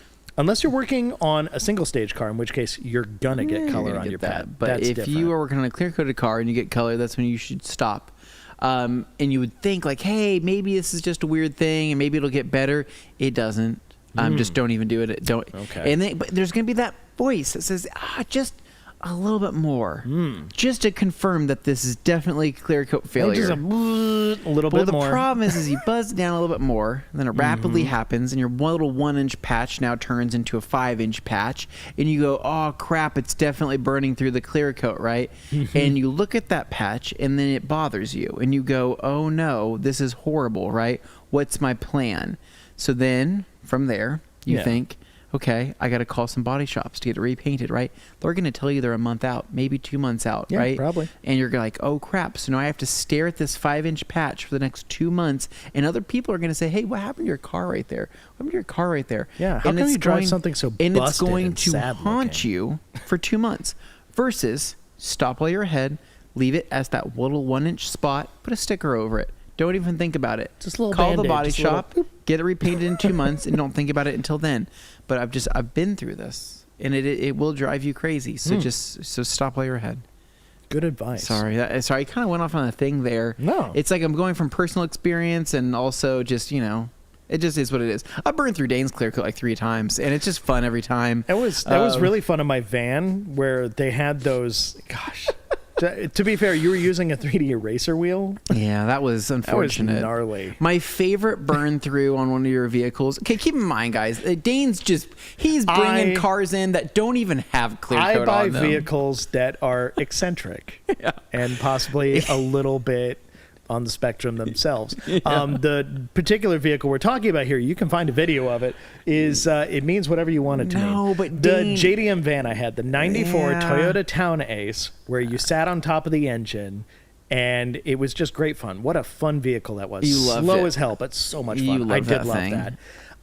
Yeah, the paint on that was That was, like, atrociously non-existent, thin. man. No. So what it had happened was stickers on it before. the stickers had baked into the clear coat. Oh, yeah. So meaning that the stickers were actually into the clear coat. Just over time, what happens is that with just wear and tear and heat cycles, vinyl can eventually penetrate pores of clear, right? And what happens is that vinyl doesn't come off very easily. It comes off in little chunks, little pieces. And so what happens is you have to then, take an eraser wheel or try to remove it to the best of your abilities. Well, when you have clear that's already so minimal and you have vinyl that's baked into that minimal clear, the chances of you blowing through that clear through the vinyl pretty high, pretty likely. So that's what happened with Dane's van. But that was just like hey, that was going to happen probably. Yeah. The Montero that Dane had was my favorite. That was just a bad Dane vehicle. had this But Mitsubishi I loved what it was. Montero, I and it loved was the Montero. black. And I was like, we were looking at it, we're like, man, this paint's so hammered. Like, there's really not a lot of clear coat left. And I was like, you know what? let me yellow pad and hyper polish Yeah. it. Let me just like see really quick like what Hyper we can polish do. isn't gonna hurt it. I walked out there with like a cordless machine. I literally think I took a pixie out there or something like that. Nothing too crazy, I threw a guys. yellow pad on there. I think I had some hyper polish. I shot the pad really quick. I cleaned off the area, and I run the hyper polish on there. I don't know, 15 seconds. You're in the front maybe. quarter, like the hood or I don't know, something. maybe I'm like trying to 15 remember where seconds. you were. 15 seconds, speed of whatever, 3 out of 4, Yeah. and bam, burn through. Wipe it yeah. off, and I go, no way. Pretty wild. How? How's that even possible? And You're just waiting for somebody to like just blow on it, and the paint would just fly away. funny enough, though, even with the burn, it still looked a lot better than it did before. And so, but yeah, there's been a couple instances where that's happened. But you don't ever want it to be your car. You don't ever want it to be a customer's car. No. You want it to be like a learning situation, and then you just never do it again, ideally. But I don't know. There's also I Both see my current cars have good paint, so I'm not too worried about it. You're going to do it at least one time. Yeah. What you don't want to do, though, Unfortunately. is burn through paint on a live video.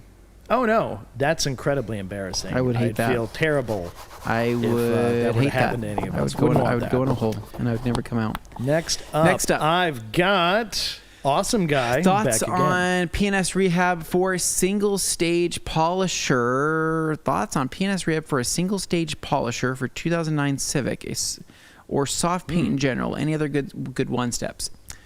So I'm assuming just single stage polish for a 2019 Civic. Yeah. Great, totally fine. That's PNS rehab's great. You will have a good time. It'll smell amazing. Smells really good. Got fantastic working Yeah. time. I would just use just like a nice yellow pad. That's really all you need. Most Civics are pretty easy to bring back to life. Yeah, not gonna hurt yourself. All right. Next up, I'm happy to see Alpha Tango here. Nice to see you, bud. Hey, folks, so happy to see y'all. Likewise. All right, then we got the Washington Kid back at it again, saying, next time I'm in Boise, can we do a wash and talk and have you critique? That'll be a solid live stream. But seriously, it would be awesome to have someone come in and wash with you. You know, Nice. that could be fun. Could Yeah. do something like that. I'm not opposed. I think we could set up some kind of live stream. We're always looking to do, different stuff like that. So if you drive yourself down here and the timing works out with what we got going on, you can ask, and we'll probably give you a heads up as to how it fits in the schedule. Yep. But yeah, just let us know. All right, Kevin Miser here. What's he saying? Tips on rinseless washing a large car. Just got a 25 4Runner and put bigger wheel and tire setup and leveling kit. Nice. And I have a step ladder. Ooh, a little ladder. But the issue is reaching across the hood windshield. I am short. That's all right, Kevin. So what I would probably do is buy myself a mitt on a stick. Yep. And then I'd dip that mitt. Thank right you. there. Wow, Nick, that's like Nick was very quick fast. with it. Yeah. I'd buy that right there. Right there. Dip that into your rinseless wash bucket. It's going to be your best friend. Yeah. Once again, That's it, It is dude. awesome. It's awesome. Do we have one of those just like sitting around so we can like show in comparison I to do. Carson? Like he can hold it or something. Yeah, he'll get it. So I would just use that. And I mean, that's just for the areas that are hard to reach. I mean, I get it. The 4Runner sucks, dude. I have, my wife has her You got a 5th gen. Well, 25 4Runners is going to be different. But I mean, my wife's 4Runner, I still hate that thing because the roof, I have to kind of climb up onto the ledge of the door panel and hold on to the thing and do my wash that way. But any way that I could just not have to do that is what I'm going to do, and that's why mitt on a stick's awesome. But for the new 4Runners, though, I actually was at the dealership over the weekend. Over my time off. I had to take my wife's car in for an oil change. Holy crap, Dane. I'm not a fan of the way they look personally. I went, no. They look like somebody sorry. took a 5th gen and then just inflated it. I tried to start 2 different conversations. Oh. First and foremost, took my wife's 4Runner for an oil change. Took it to the dealership, right? Because I've always taken her car to the dealership, mainly because I just like to have the maintenance records there, because it looks good on the Carfax to me. Yeah. And on a car that's literally just resale value only. Well, also, you own a Toyota, so Toyota people will harp on that. Well, no, I know. So that's why we know a Toyota person in this office who definitely would pay attention to something my like resale that. mind is like, just get it done at the dealership. It'll pay for itself tenfold when you go to sell the car, Do I right? look like a man who cares about resale value? Yeah. That's pretty much every Toyota person ever. So I've always taken it there, and the oil change has been like $80, right? Is what I've always paid. It's like a full synthetic $80 oil change. I'm like, sucks, but whatever, it is what it is. If I do it myself, it's usually around like 50 to 60, right? $115, Dave. $115 they hit me with, and I go, what? And she goes, yeah, the prices did increase just a little bit. And I go, a little bit? I was here like 4 months ago. What happened? And she goes, oh, that's just the price. Maybe you got a promotion. You got promoted to a new price. $115 for a freaking oil change? I go, are you kidding me? So, yeah. Well, if you're not going to do it yourself. Still is painful. I'm still thinking about that. But I did go and look at the new 4Runners. And I will say that they are growing on me the more I look at them. They look like they have growths. Well, I know. They're growing up. But you know what I would say? Also, 4-cylinder only. So here's what I'd probably want. Just give me the same reliable motor that my current 4Runner has, but give me the option to upgrade to the new looking one, right? If I want that. And the main reason being is that the 6-cylinder is very slow and very boring to drive. The 4-liter is it's bulletproof. Old, but that's why it's bulletproof. That's why Toyota people like it. But the new 4Runners, the interiors are sweet, dude. Like, I like the interior. I love that retro kind of like new age. Cool. And the seats are sick too, because the seats, they did like a tweed on them. Yeah. And they feel really like high quality because of that, because of how tight the stitching is. Because what they did on the 4th generation is they put that like crappy, yours is a 5th generation. Or 5th generation. Yeah. They put that crappy like crinkle fabric in it, and I go, what is this?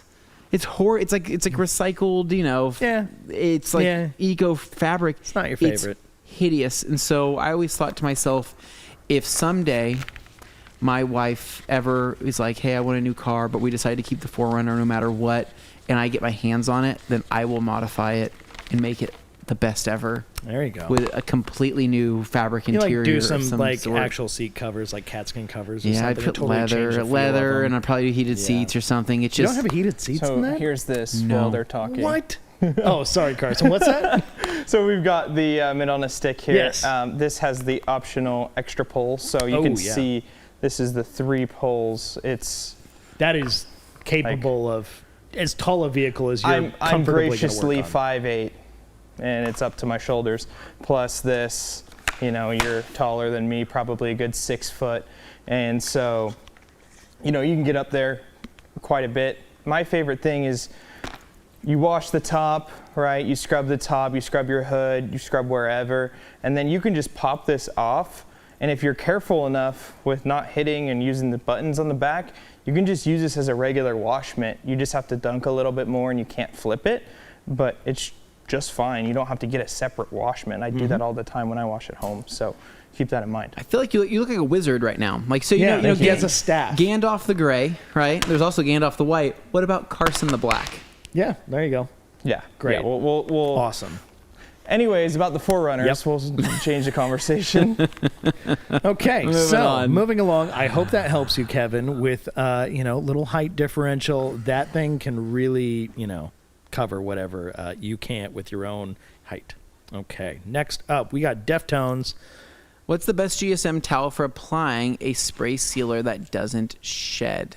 Spray sealer that doesn't shed? So, okay, a towel that doesn't shed.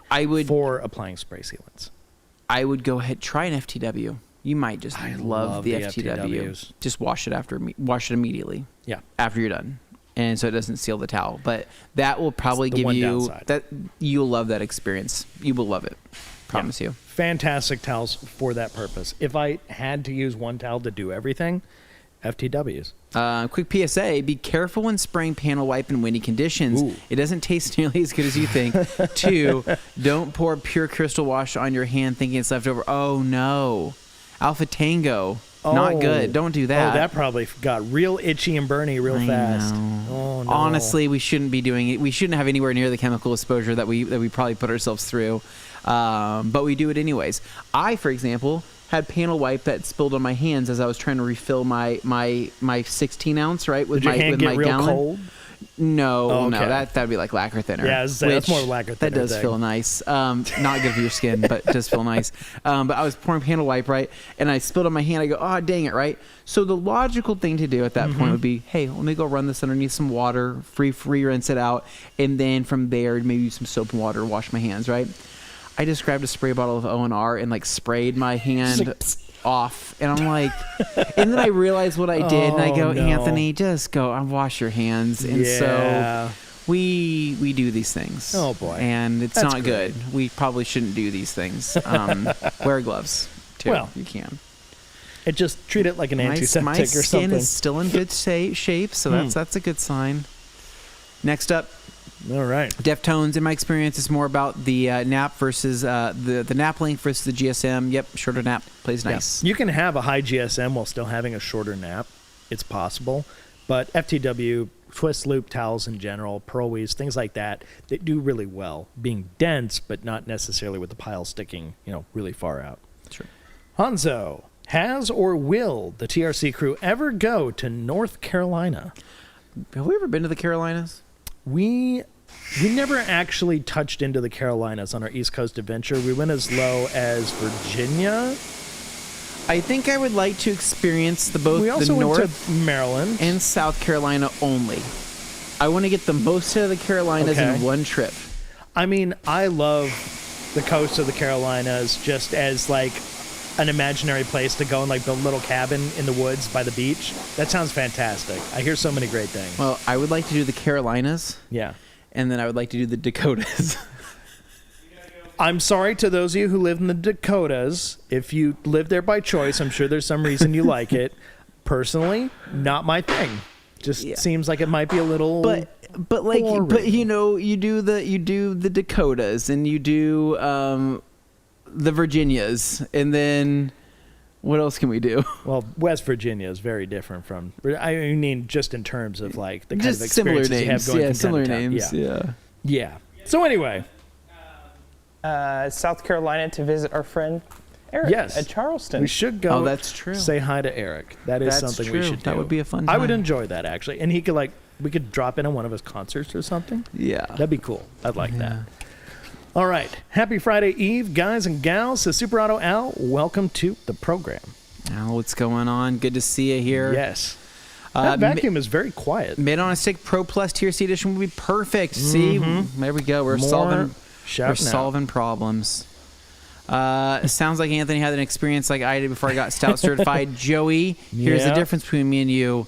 You had towels. You had no experience. No experience. You had no excuse to high spot like you did. But I'm not going to get into that. Oh boy. Yeah. Wolfsburg. Coating a car, but need to do it in 2 days. Day 1, decon wash, clay bar. It needs to sit outside overnight. Day 2, polish, coat. What should I do before the polish process? Rinseless, quick detailer, ? So here's what I recommend if you can do this. Decon wash claying decon wash clay polish the first day. Just do it.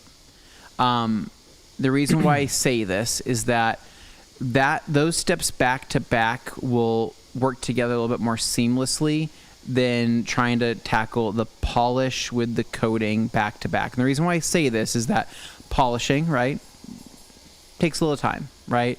Coating takes a little time. So what you do is you have two big time-consuming blocks within 1 day. You're going to be pretty worn out, right? Yeah. Washing a car, easy. Clay barring a car, easy, right? Those are two easy things. I would rather you knock out those two easy things and then do either a majority polish or a partial polish. Do everything you can, big panel-wise, that first day. Let the car sit overnight. Even if it's outside, it's fine. It's not going to hurt anything, unless it's like raining acid rain. And then from there, bring the car in, and then you can re-rinseless that area if you need to, if it's a little bit dirty, and then polish out the rest of the vehicle, maybe if it's just a panel or two, and then I would probably do the coating right after that. I've just done this too many times. Yeah. I'm just fresh off doing it literally yesterday, right? Yeah. So like literally yesterday. So I would probably say to polish if you can in the same day that you wash. I mean, that is unless you're doing like engine, unless you're doing like full wheels off and you're doing a bunch of other stuff. But if you're doing it in just 2 days and the expectation is just a polish and coat, then polish should be day 1. Coat and fine details should be like day 2 if you can get that done. But if interior is not part of it or anything like that, then you should be fine. Yeah, that works. Then I got Mac Bergson here saying, I rarely use a drying aid. Not sure why I need one if the car is clean, and I'm using my amazing 1500s and M22 towels. I mean, you're going to be fine using those towels and stuff. You don't need to use a drying aid, but sometimes it's just a preference thing. People just like the way it feels to use that. They feel like it's doing something for them. I can't really fault it. Mm-hmm. All right, let's see. Sheep says he's about to be Stout certified. I don't know if that's a joke or that's true, but either way. I don't know. Water isn't a great lubricant, and most marring comes during the drying step. That's my 2 cents, says Joey. And then Joey also says, did we become friends? Okay, it's a lot of back and forth, so we're going to move along here. Steve Pearson. A few small spots, a small finishing polishing pad, and a little polish. Very lightly by hand, then reapply Phobic over it. He's talking All right. about the wheels. Yeah, so he's all about that. Yeah. We're on to page... Ooh. Well, let me make sure I'm on the right... Okay, we're on to page 2 now. Good. We found our way back. Anthony. Did you ever, or are you, considering PPFing your Raptor at all? No. I'm pretty much like... I already have like a couple of chips on the hood that I've already kind of touched up. They look good. I probably could just PPF over it, but like realistically, I'm not super worried about, I mean, knock on wood, I'm not super worried about PPFing everything there. I think that if I were to drive the Raptor like a Raptor should, then I probably should PPF it.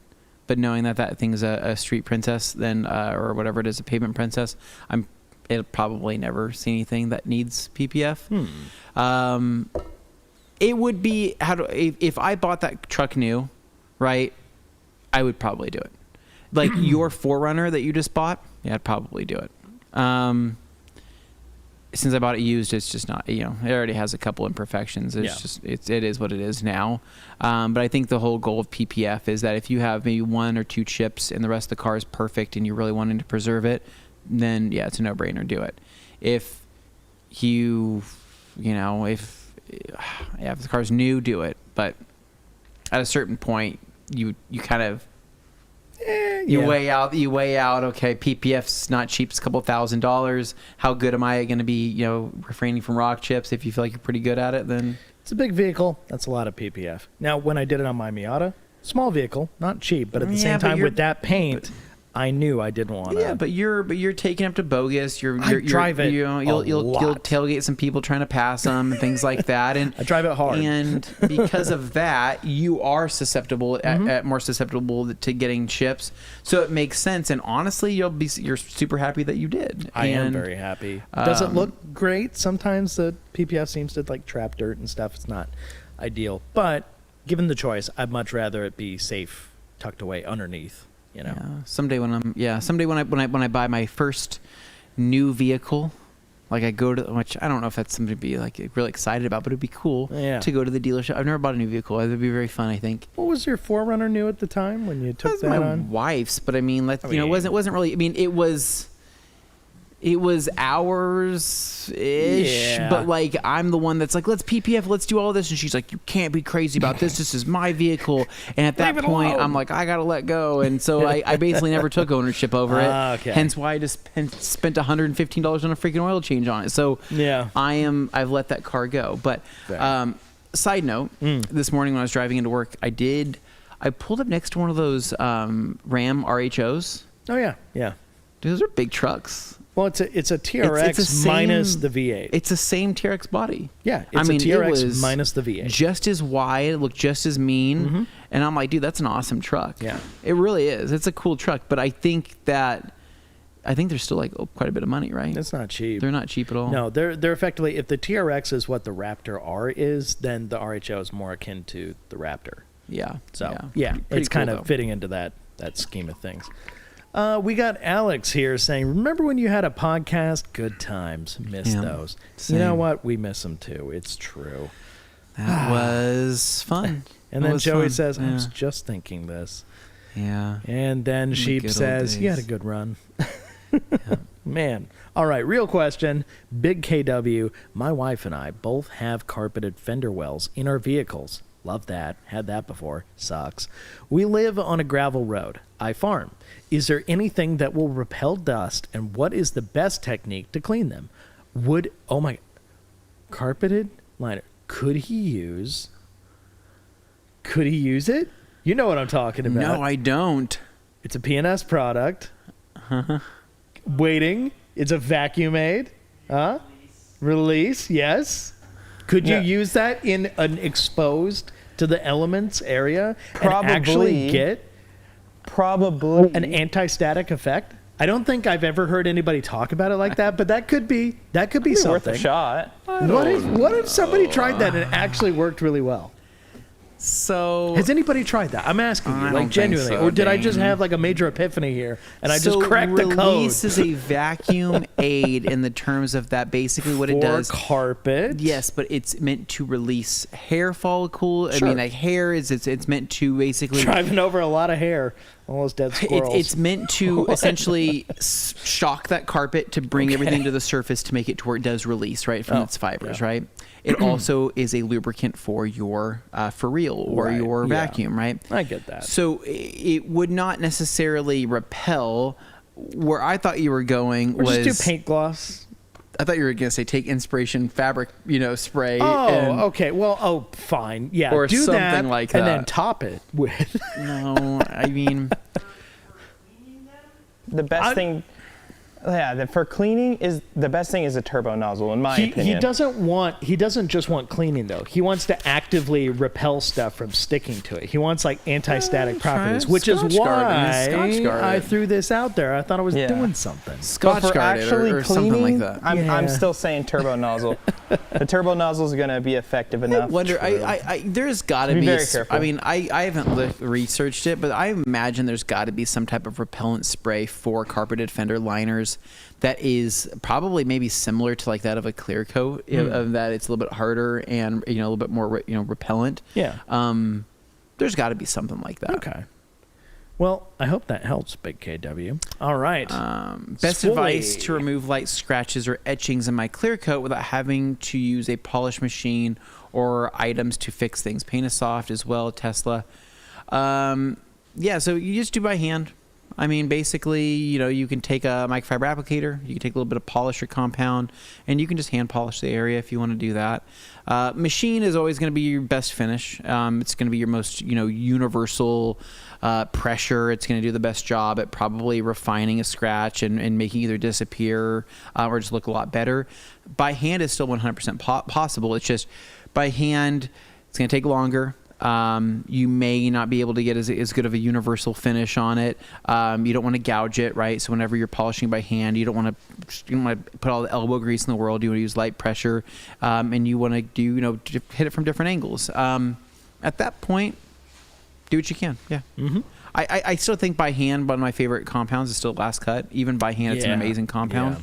So take a little bit of Last Cut and take a microfiber applicator, like a 5x7 Terry or Pearl applicator from theradcompany.com, and do it that way. Okay. Then I've got Joey responding to Big KW about those carpeted fender wells. I would dry brush them and then hit them with a turbo nozzle on your pressure washer. Yeah. Also, like Carson you said. can also ultra air blast them. Then Sheep agrees. Turbo nozzle for sure. The ultra air blaster on those, right, just to blast them out and then turbo nozzle it, pretty dang good. Turbo nozzle's awesome, man. I know that people kind of, you laugh at it, but it works. It does work. Even I got one of those things. Steve Pearson here. Anthony, those quick TRC intro videos are getting so close to, hey, it's Anthony from Revzilla. If you had a soul patch and spiky hair, I don't think I could tell the difference. Hey guys, Anthony with Revzilla, where you can watch, decide, and ride.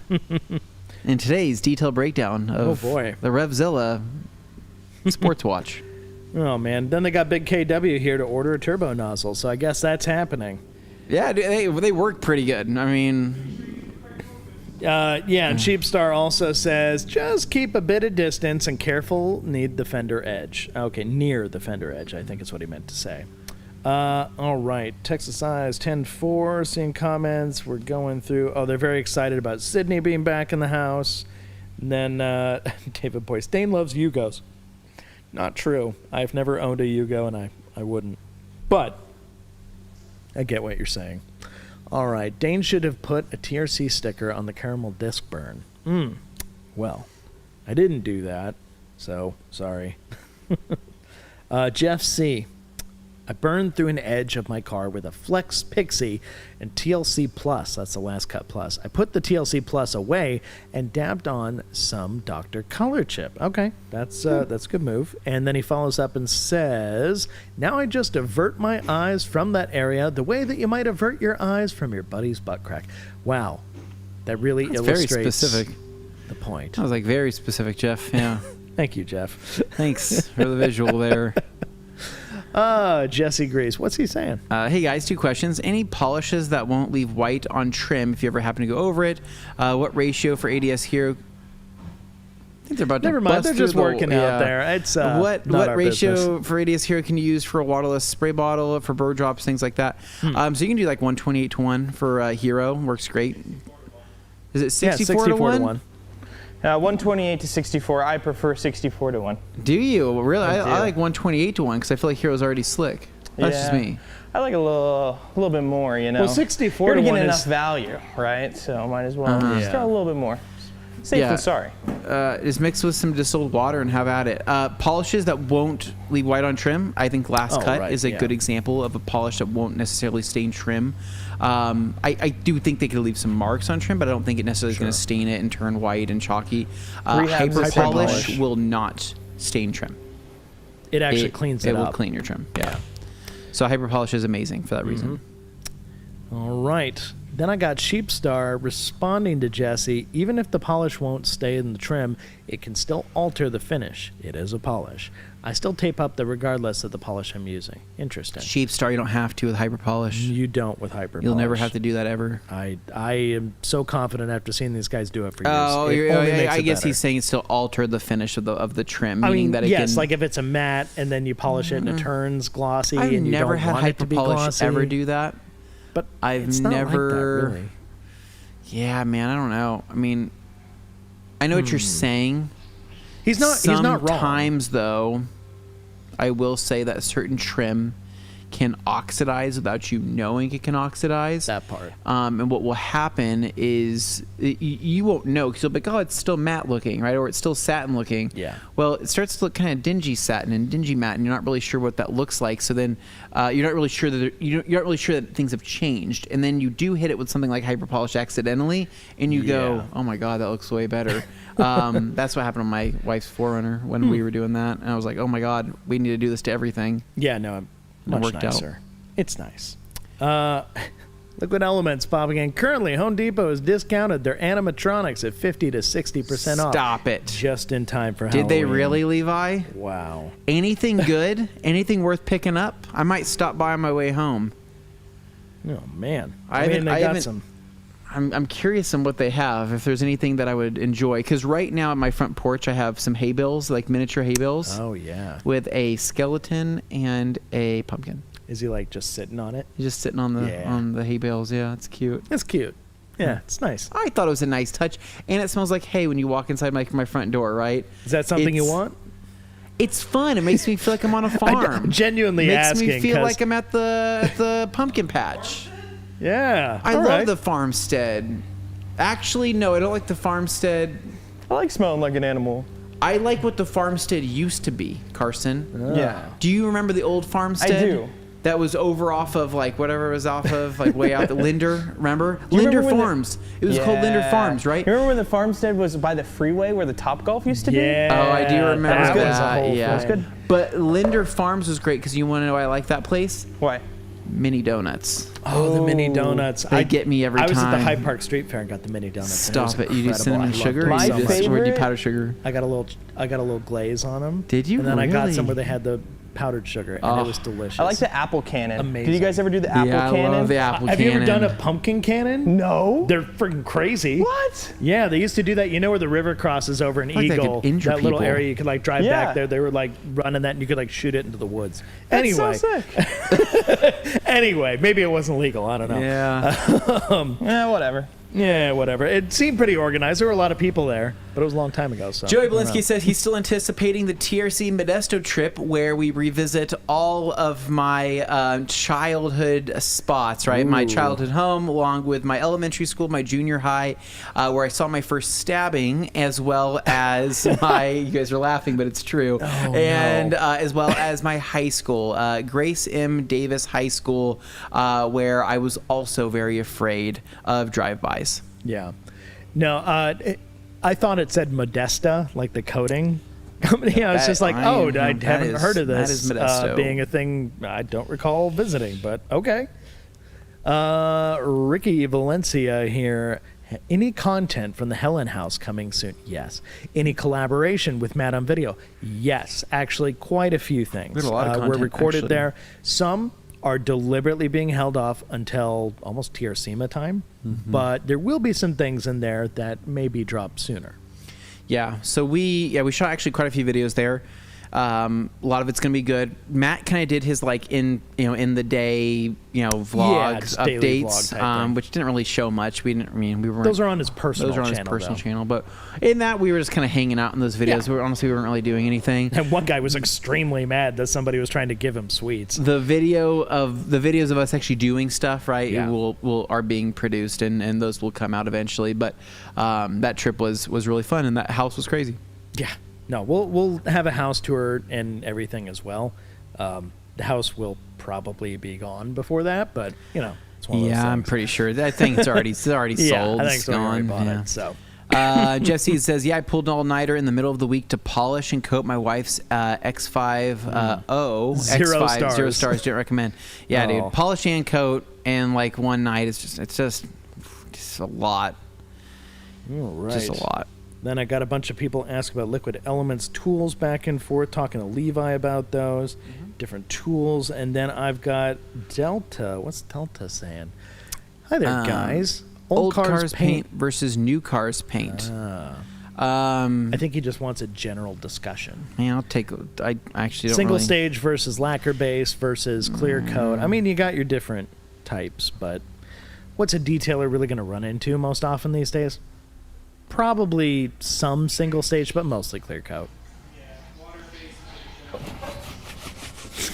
There's some awful noises coming up from over there. I think they're about to bust through that wall like the Kool-Aid Man. I swear to you. No, I don't know. I would say that modern paint, a lot of it's really easy to work on. Your pros and cons, right? Older paint, right, with harder clear, it's more robust. It's going to stand up to the test of time. But deeper clear too. It's got a lot of positives to it, right? However, some of it's really hard. Some of it's really so hard that it's kind of hard to cut through. Sometimes the paint can still fade and oxidize with time, regardless of how thin or how thick it is and how much clear is on it. I think that paint technology has come a long way, and they've tried to basically optimize it to where they're shooting thinner paints more than ever, which is cool. But in terms of durability, long-term durability, we have no freaking idea, man. I mean, because none of this is a lot of this new technology paint has only been around for last 15, 20 years or They so. claim to have upped the durability while being able to spray it thinner, but it's the reason they're spraying thinner is because regulations dictate that they can't output as many, But if you look at a VOCs lot of and those stuff. early mid-2010 cars, right, where they started experimenting with new paint types, a lot of those have catastrophic clear coat failure at this time. Those 2010s, the Priuses, the Civics, all sorts of different cars around that time frame you can always see in the same issues, spots right? in certain vehicles, like Dodge Rams and Dakotas always Ford, have those specific fender spots. Ford going to aluminum body, right? And then their paint not adhering to the aluminum because their what's it called? Their adhesive, what's it called? Their primer was not holding up. But that's funny because aluminum was, while it was unusual in a full-size truck platform, it was not uncommon in the automotive space at that point for some cars to be made fully with aluminum. Audi was doing it. The Acura NSX was done with it. Like, aluminum body cars were not unusual. My Jaguar XKR, also full aluminum monocoque. Same thing with the F-Type. Correct, but I think what's happening is you have mass production with newer type of paints, right? Production numbers, the F-150 outnumbers them all. On new materials for these brands, for certain brands, right? Especially like Ford, right? They're like, okay, well, let's try this, and they're doing them in different factories, and my XKR came from a time when Ford owned Jaguar. Well, then they were doing something. Well, where was that car built? It was built in England. Well, that's what I'm saying. Yeah. wasn't made at the Dearborn factory in Michigan, where things were failing left and right. Well, moving on, we're not gonna get too far into this. Oh no, that's just it. I love these little tangents. But we've got David Boyce asking Anthony, when will it bring the RSX or Evo in to be washed on TRC or YRC? Ingratiate us with your gems. Wow. What does he mean YRC? Does he mean TRC? He means TRC. Okay, I'm just double checking. I don't know. Probably because they're always clean. They're never really dirty. And honestly, right now, this road to get to work, right, David, is hell on earth. We've had road construction for 9 months on this only way to get to the TRC building. We've had chip seal. We've had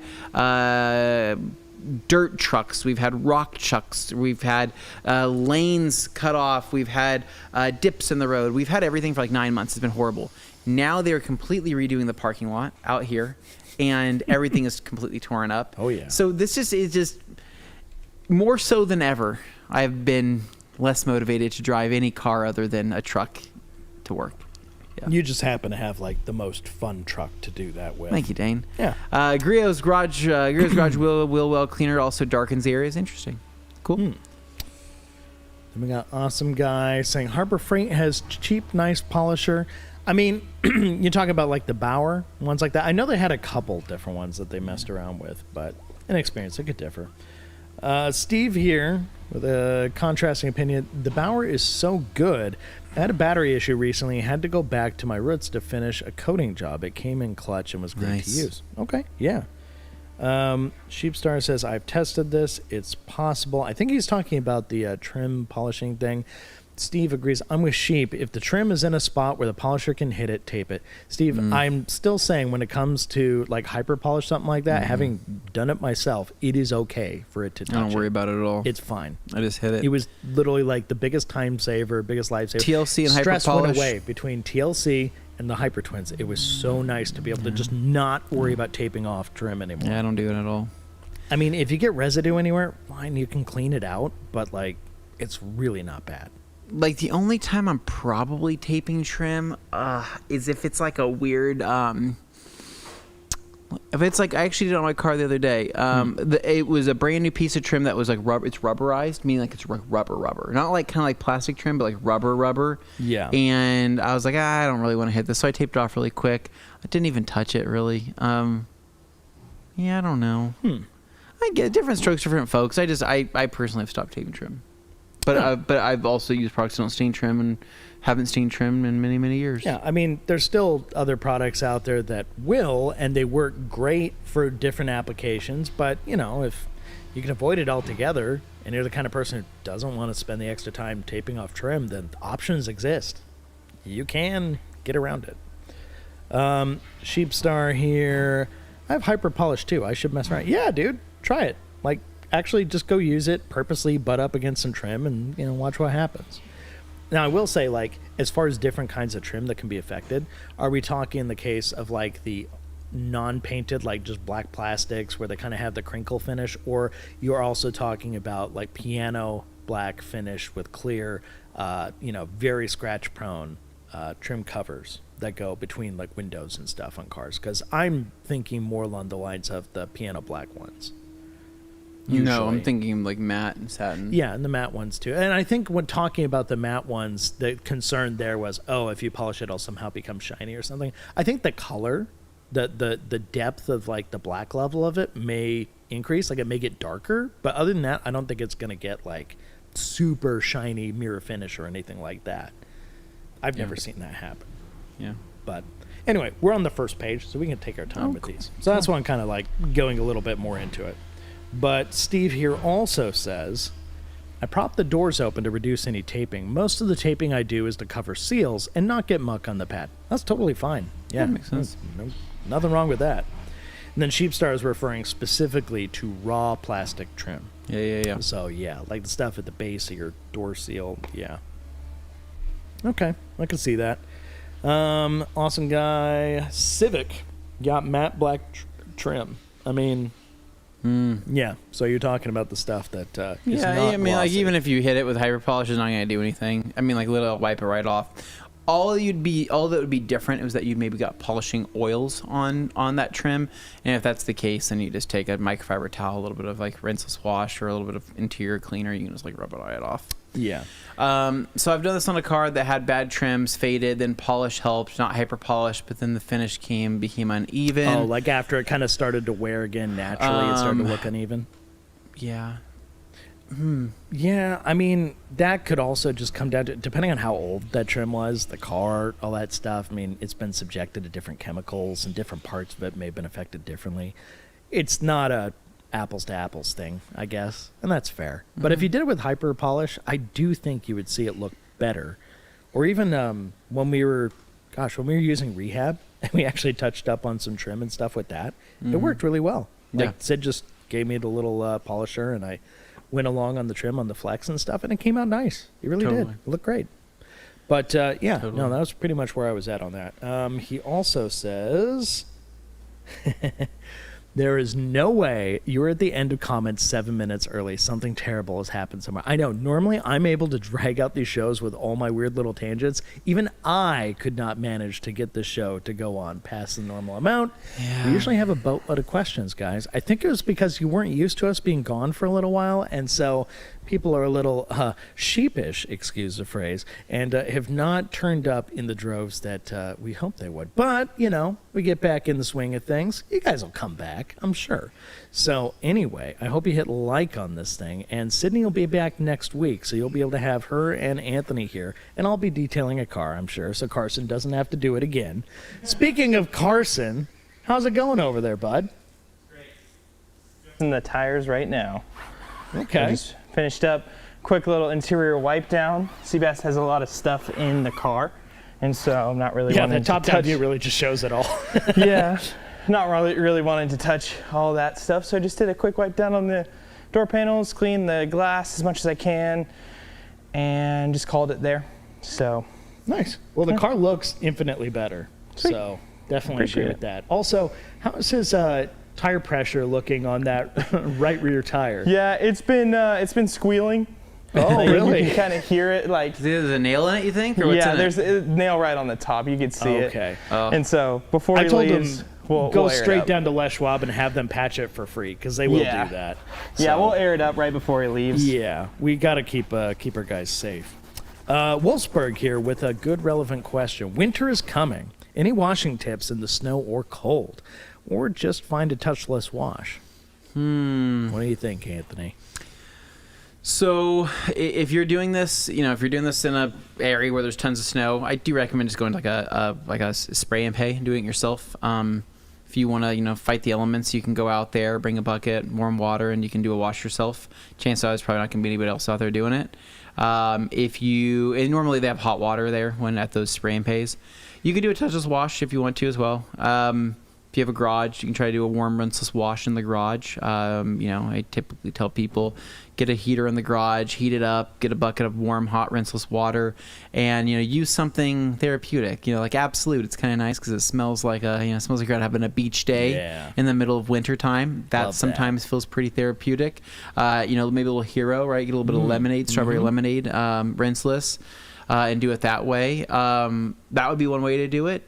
Outside of that, really, I would say for the most part, in wintertime, you're never really expecting to be driving around in a perfectly detailed, dialed-in car.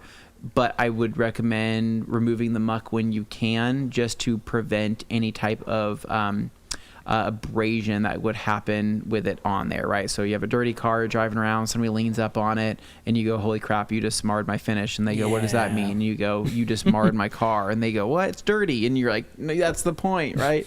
So that's what I approach it from that angle. I get rid of the stuff just so when people touch it or things happen, it's not going to be hurting it. damaged by the time spring comes around. Yeah, that makes sense. Now, I, of course, have several more comments that popped up here in the time we've been talking. Steve says, well, I enjoyed the time. Thank you, Steve. Appreciate Thank you.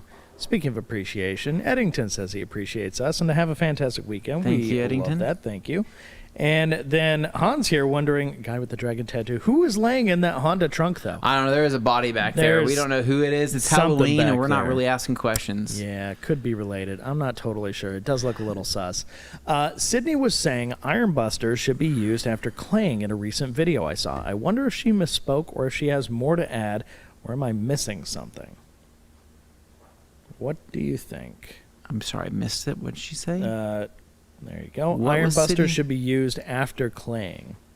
You can. I mean, it's not going to You hurt. could really do either or. I mean, the point here is that basically, if you can clay and remove physical contaminants, then maybe you have a better shot at removing what's left over from the iron fallout, right? It's kind of like you're cutting the head off one of the heads off a Medusa. You're revealing the neck, and then maybe that will make it easier for I'm using like a Halloween reference. I was going to say, here. it sounds more like you're talking about the Hydra, but... Oh, sorry, yeah. So, I mean, so, yes, so mythologically, Medusa's head you cut cut off off was the head like of how the you- Hydra, Yeah. and then that way you can get to the neck to prevent it from growing back. Yeah, Is that an because analogy? well, Does that Hydra work? has multiple heads. That's how a Hydra works. Okay, you're going after But Medusa, all the heads, whole Dane. point I didn't is think you we're take getting off the head of specifics Medusa, here. then you don't have to worry about her coming back. Who Okay. knows? I'm Something like that. losing it. There's only a minute left here. Awesome, guys. Spray and pray going to be my go-to, I think. Nice, yeah, man. No, nothing wrong with that. Love then it. we got David Boyce. Carson, will ONR Decon soap help with salt accumulation and rust inhibitors effect during the winter season? Dane, I'm going to actually toss that back to Anthony because Anthony knows more about decon than I do. But I would assume so, yes. But Anthony, can you finish that out?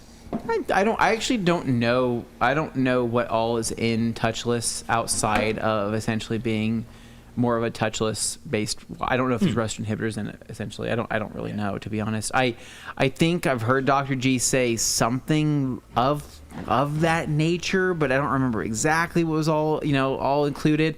I can confirm though that the off-road wash from PNS does have rust inhibitors in there. You know that one. Wide Open does have rust inhibitors. Yeah.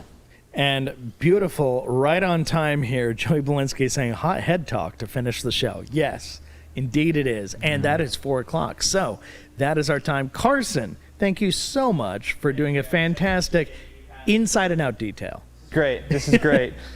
And Glad, it Seabass looks definitely good. deserves it. He deserves it. He works hard. All the videos that you guys see, Seabass edits, so he does a great job at those. Yeah, so. he's kicking butt. Huge out shout there. out to him. We got to keep him safe and healthy, and that's why Yeah. we need to make sure that tire's filled up before he goes. All right.